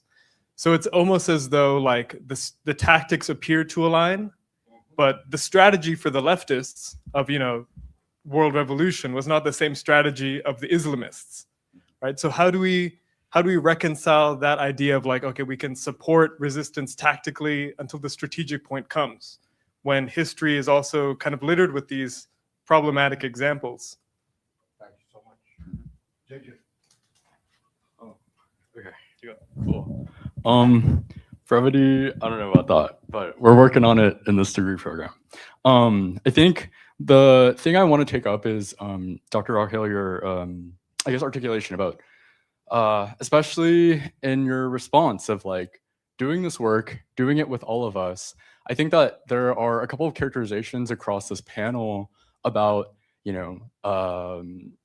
I guess a Western doctrine, like internal fracturing amongst left or whatever we're calling the movement, right? Is like that I think like even like Professor Erfani, like in articulating I guess the way that the hammer and sickle social media communists is like, just always charging people of being a fed. Like, I think that there's a particular characterization of like, one, the role of social media and technology. I forget who said it, but just that we have to reckon with technology given its role as an instrument of like imperialism. And I think I'm curious to hear, like in the context of Iran, for example, right? Like the role that social media played in terms of maybe like just connecting people to some of the situated material realities of people's lives. I think that there's, yeah, I don't know. I guess I just would call upon either Rockhill or the panel to articulate what it means to coalesce a particular coalition across fragmented ideological lines, across fragmented situated material realities, either within the global north and south or at a local purview of like, what are our, right, if we truly are uptaking this question of the tactical and the strategic, like what are those ways to resonate, coalesce, operationalize technology to reach people as they're being, crushed by boots of fascism and capitalism? Like, what are the tools we're using to reach people? And I think the last thing I want to highlight is maybe this articulation of like inheritance. And I think that a lot of young people, a lot of people living in the imperial core who don't want to live under that system are facing the effects of that through the climate crisis, through the displacement of labor, right? Like, do I have a job after this MA? I don't know. And I think this question of just like, right, when subjected to the oppressive economic forces of living in the imperial core and being able to reckon with that, of reconciling the dichotomy of theory and praxis, like what is one to do? What are the strategies in which we're communicating that? And how do we coalesce into a coalition that's actually politically mobile and effective? Okay, cool. Thanks. That's as you wish. Yeah. Dr. Rockhill's dialectical abilities are not in question. He'll manage to answer them. So let's have the question. Feel free to just say, read the book, because I haven't yet, and you may well have already addressed this. But given that this is sort of focused on the 20th century, and we have 4 academics and probably more in the room, I was wondering now, with people like Curtis Yarvin being propped up by Peter Thiel and other luminaries like Ezra Klein, being propped up by the New York Times and editorial board, and Washington's new Cold War on China, what forces do you see shaping academia currently, and in what direction? And are there any foundations that are strongest? What's the new frontier for Western imperialist Marxism? And sort of in Michel Rothtrio's idea of historic silences, what's being silenced? Thank you. Should I take a shot at some of these? All right. Just 1 second. I think we have some answers already. All right. You want to? Well, yeah, maybe just in the interest of in the interest of time, and anyone else who wants to participate, by all means. I'll just take them in order. So, Andrea or Andrea, I very much within this book and the other 2 in the series, I wrote them as one book, and then it was just too long because there was too much material. So I have drafts of the other 2 versions, and the second volume is basically complete at this point. I'm very interested in the impacts of the imperial theory industry on the mindscape of the global masses, and in particular, the way in which it has been mobilized in order to invisibilize, denigrate, sideline what you could call global South Marxism or anti-imperialist Marxism across the third world. And this is a kind of through line through a number of the different vignettes, particularly in the second volume. And that's important because a lot of the issue of reception in the third world has been about propping up a comprador intellectual labor aristocracy. So what we have in the core is the intellectual labor aristocracy. Some professors make, $500,000 a year. They have research budgets at junkets. They have grad students doing, not us. That's why we're, when you do this kind of work, you don't get paid that much. They have graduate students doing work for them. They get all of this support through the institution and whatnot. And the material conditions of their intellectual production are better than any other intellectual in the world. And that also has formed a comprador class within the periphery of intellectuals from around the world who want to get that value flow from the north, both economically and symbolically. It's very important to diagnose that as a world system so that you see it for what it is, because there's a lot of people who find that global South stuff is cool and I'm kind of doing stuff that's, on the border or whatever. And a lot of it is just about creating that economic and symbolic value flow so that the Northerners look really global Southy, and the global South people then get the benefits from the global North, both symbolically and intellectually. I'm sorry, symbolically and economically. So I'm very interested in that issue of reception. And just a final point that I'd raise on this, and I'll try to be quicker on the other questions, is that I often get the question of like, well, can't we still read Adorno? Can't we hold on to Marcuse? Yeah, sure, if you want to, but there's so much to learn. You know, like, why aren't you reading Fernández Retamar? Why aren't you reading Nestor Cohan? Why isn't everybody like falling over themselves to get to the next Attilio Barón book?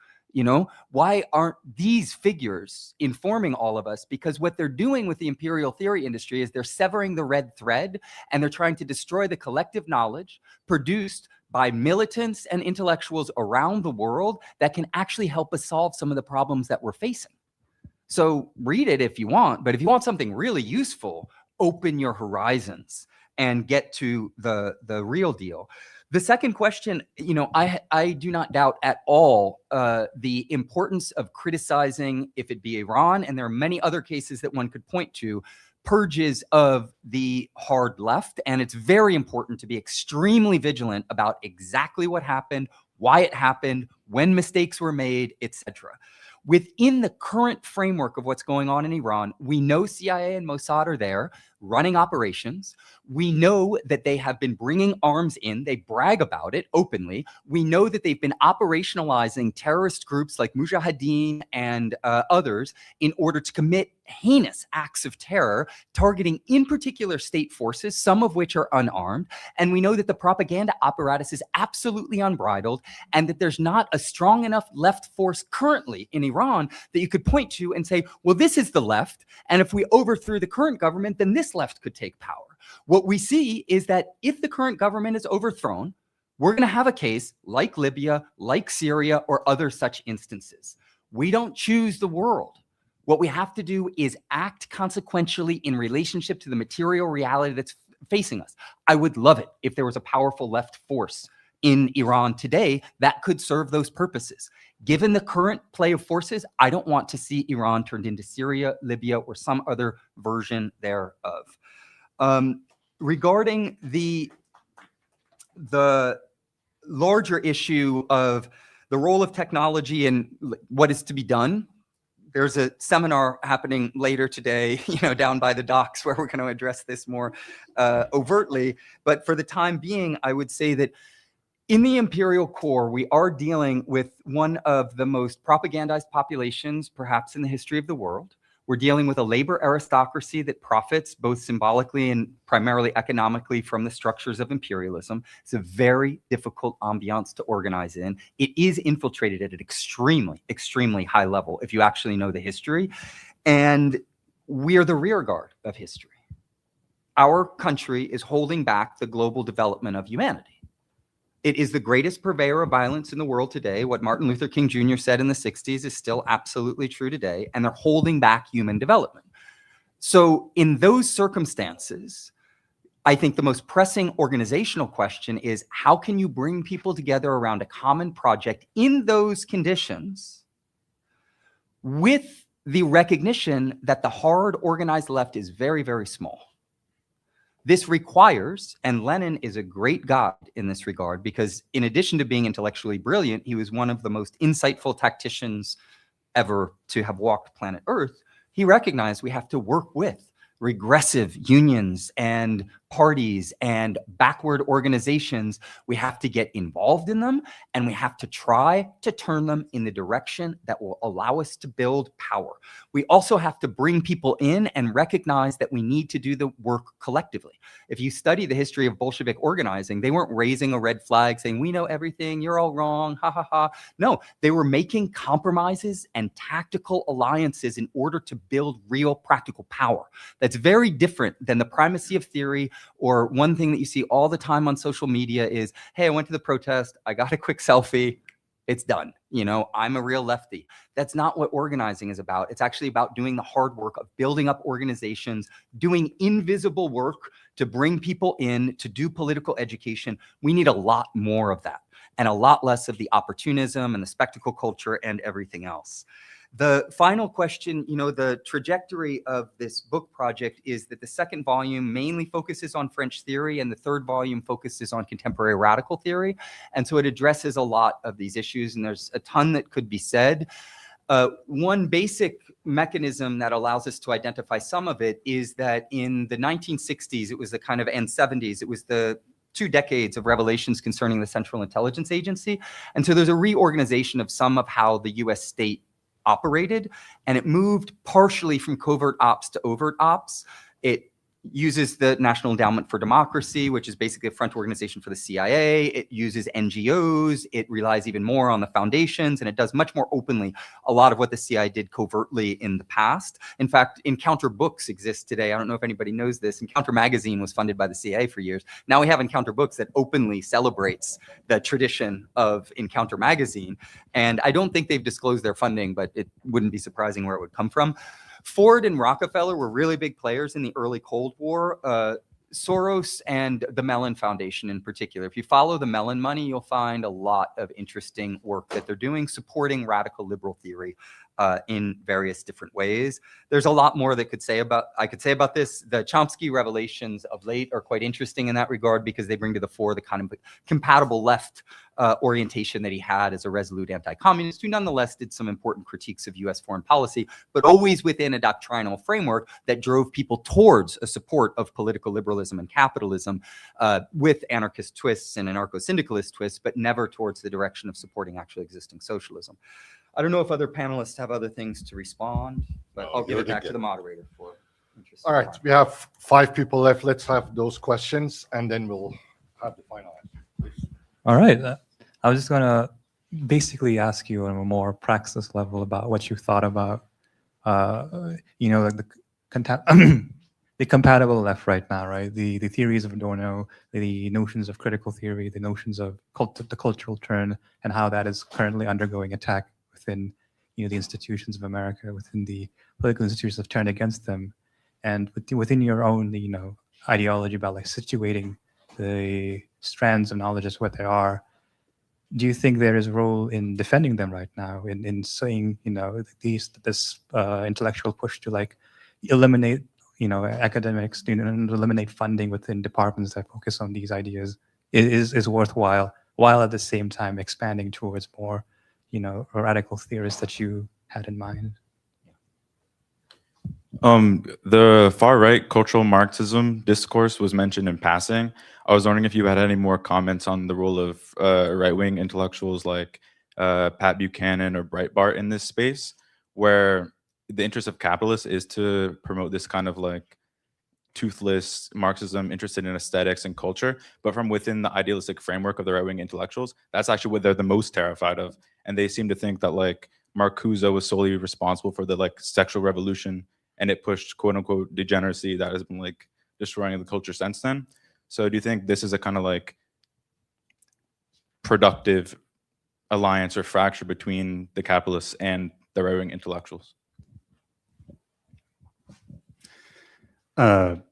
My 2 favorite Orthodox Leninists, Adorno and Horkheimer, had this private, unpublished correspondence about, writing a manifesto on strictly Leninist lines.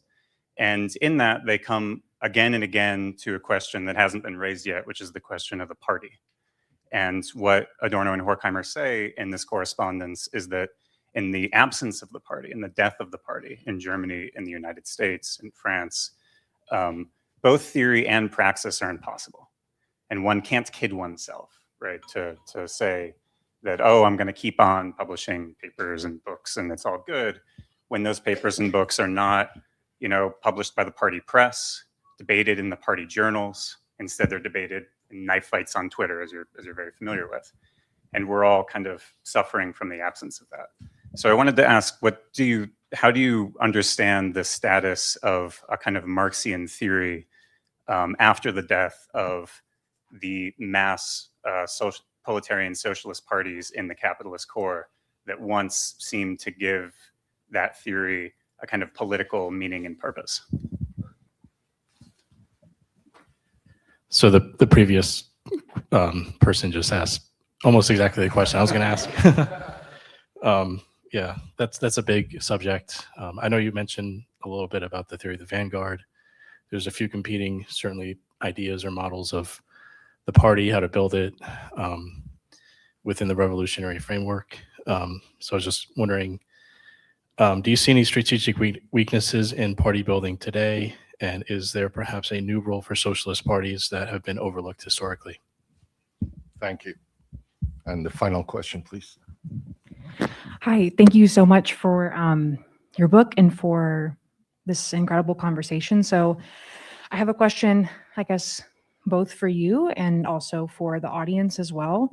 And so to you, I ask, I think we've had the language of fascism thrown around in this conversation. And I think what your book calls us to and the kind of political lineage that it's situated in would problematize the language of how a lot of us are talking about fascism. And if we're pulling from Aimé Césaire and like thinking around how we understand something that is not unique in this moment, and how fascism is kind of the modus operandum of imperialism, and we can problematize that, and how we're thinking around the rise of the right now in a way that I think lets Democrats off the hook. So I'm sorry, this question is long-winded. And my question to everyone else is, hi,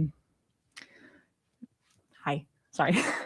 I actually was going to say, so like this is something that Dr. Burton always talks about, is that these are fundamentally political questions that cannot be answered by individual theorists and cannot be answered in the academy.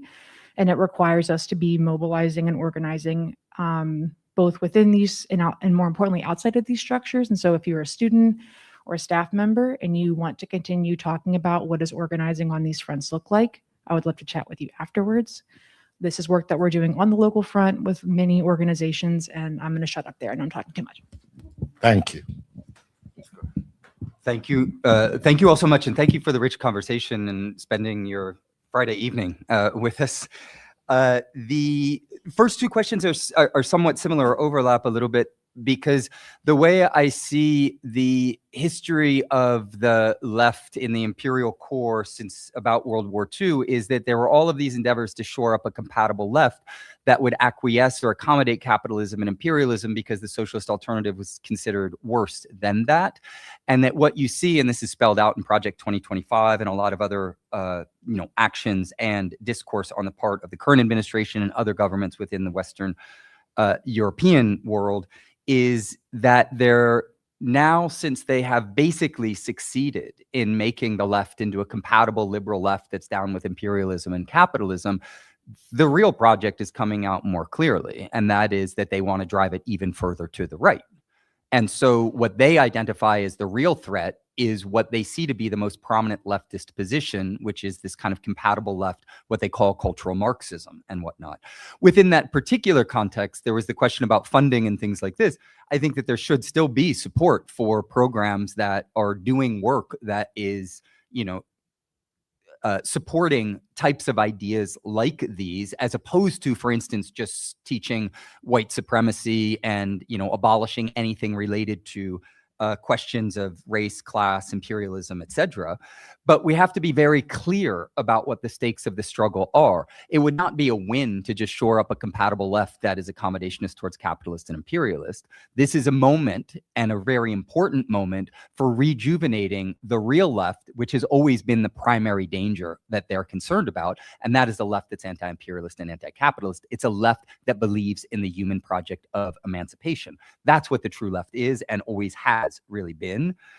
Concerning the death of Marxist parties in the capitalist core, I don't know if I'd frame it quite like that. I do think that internationally, I know that wasn't the exact question, but there happen to be 100 million members of the Communist Party of China, and they happen to be developing a whole series of things that aren't happening in the West.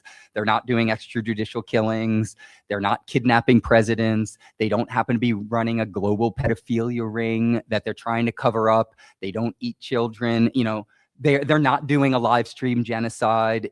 There are things that people should investigate about China that are very different than what's going on in the United States. And there are many other examples one could point to, like Cuba, Nicaragua, and others. But it is very clear that within the imperial core, due in part to many of the operations that I study in the book, but also due to internal dynamics of revisionism on the part of communist parties within the European core, there has been a shift away from the revolutionary core of the Marxist tradition towards a kind of evolutionary social democratic version of Marxism that has practically proven itself incapable of really fighting and winning. And so this should also be a material lesson that we need parties that really struggle for the masses of people and don't accommodate the interests of capital and imperialism. And if you look across the imperialist core, and you've seen this now for decades, there is a process of attempting to, in fits and starts and at different levels depending on the context, engage in a project of reconstruction, of rejuvenation. And there are parties across the imperial core, many of them are quite small, but they recognize that we need anti-revisionist party platforms that are aligned on an anti-imperialist orientation. And that, I think, needs to be further developed, supported, and advanced. Because the party form, at the end of the day, I am not familiar with another organizational form that's been able to fight and win against the most organized, well-funded, and most developed armies in the world.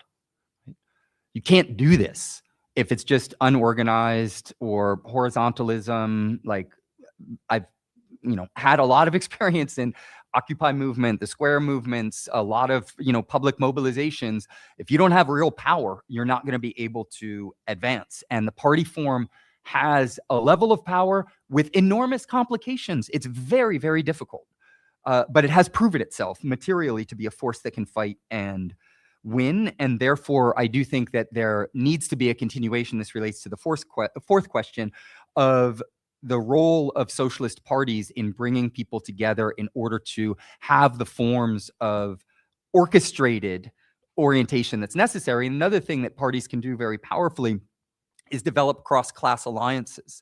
One of the things that Lenin insisted on is that you actually can't make a revolution without bourgeois intellectuals. You need a theoretical framing to orient yourself in practical struggles. And you need the masses, because intellectuals, they can't make revolutions. They can contribute to them, but you need mass power.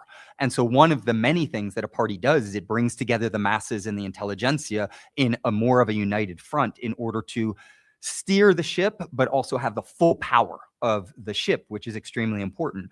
The last question is very large, and I'd second precisely what you said. We're having a specific conversation in a very particular material space.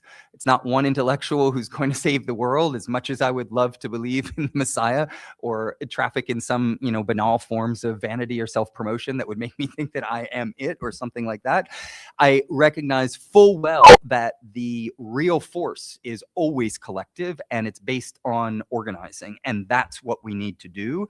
We need a collective response, and we need many minds on deck. That's why I really appreciated Daniel's comments about we need an open dialogue. If there are things that are wrong about my book, I want to see the evidence. I want people to work through it and say, this is wrong and this is why, and here's the evidence, and let's do this. Let's move forward collectively, both intellectually and practically. It's absolutely essential. The current world order, and it's a good point to end on, is that very clearly the rise of the global South, and in particular China and the East, is terrifying the imperialist powers. And what we are potentially seeing is the beginning of the end of the Columbian era. The Columbian era is the predatory phase of human life on planet Earth under capitalism, when the imperialists drain the value, stealing the labor and natural resources from the global South for their profits and the overdevelopment of the North. With the chains, or certain links in that chain, beginning to break or loosen in various ways, what is the capitalist solution? They have two primary tools of political management. One is rule by consent, and the other is rule by repression. And so the rise of a more and more anti-democratic, more and more fascistically oriented political class within the imperial core makes perfect sense from a dialectical and historical materialist analysis. If you cannot get the colonial rewards abroad, you're going to squeeze people at home. You're going to wage a war on the most oppressed and exploited members of the working class, the immigrants, to drive wages down for all workers. You're even going to wage a war against the consumer class and the middle class by the tariffs, because who's paying for that? All of us are paying for that. And you're going to double down on a regressive colonial project in order to try to generate the super profits necessary to develop the United States to the point that it could possibly defeat China in a global war. That, I think, is what's going on. And so the fascistic elements are increasingly visible. And that's one of the reasons that we have to get very well organized. When fascism rose before, we had very strong socialist states and we had a very organized working class. We're not in that place at all. So we have to get organized, we have to do it quickly, and we have to understand what's going on if we want to fight and win. In our current situation, that also means the left is predominantly liberal and some of it's social democratic. We have to work with these people. They are the dominant orientation. We have to figure out how to bring everyone who's anti-fascist, everyone who's anti-war, everyone who wants to avoid nuclear apocalypse. We all have to work together, at least to buy ourselves time to stave off a true and absolute turn to a complete version of fascism, so that we can build up the powerful left organizations that we need to push in a much more liberatory direction than we currently are capable of doing. Thank you. Please join me in thanking Dr. Rockhill.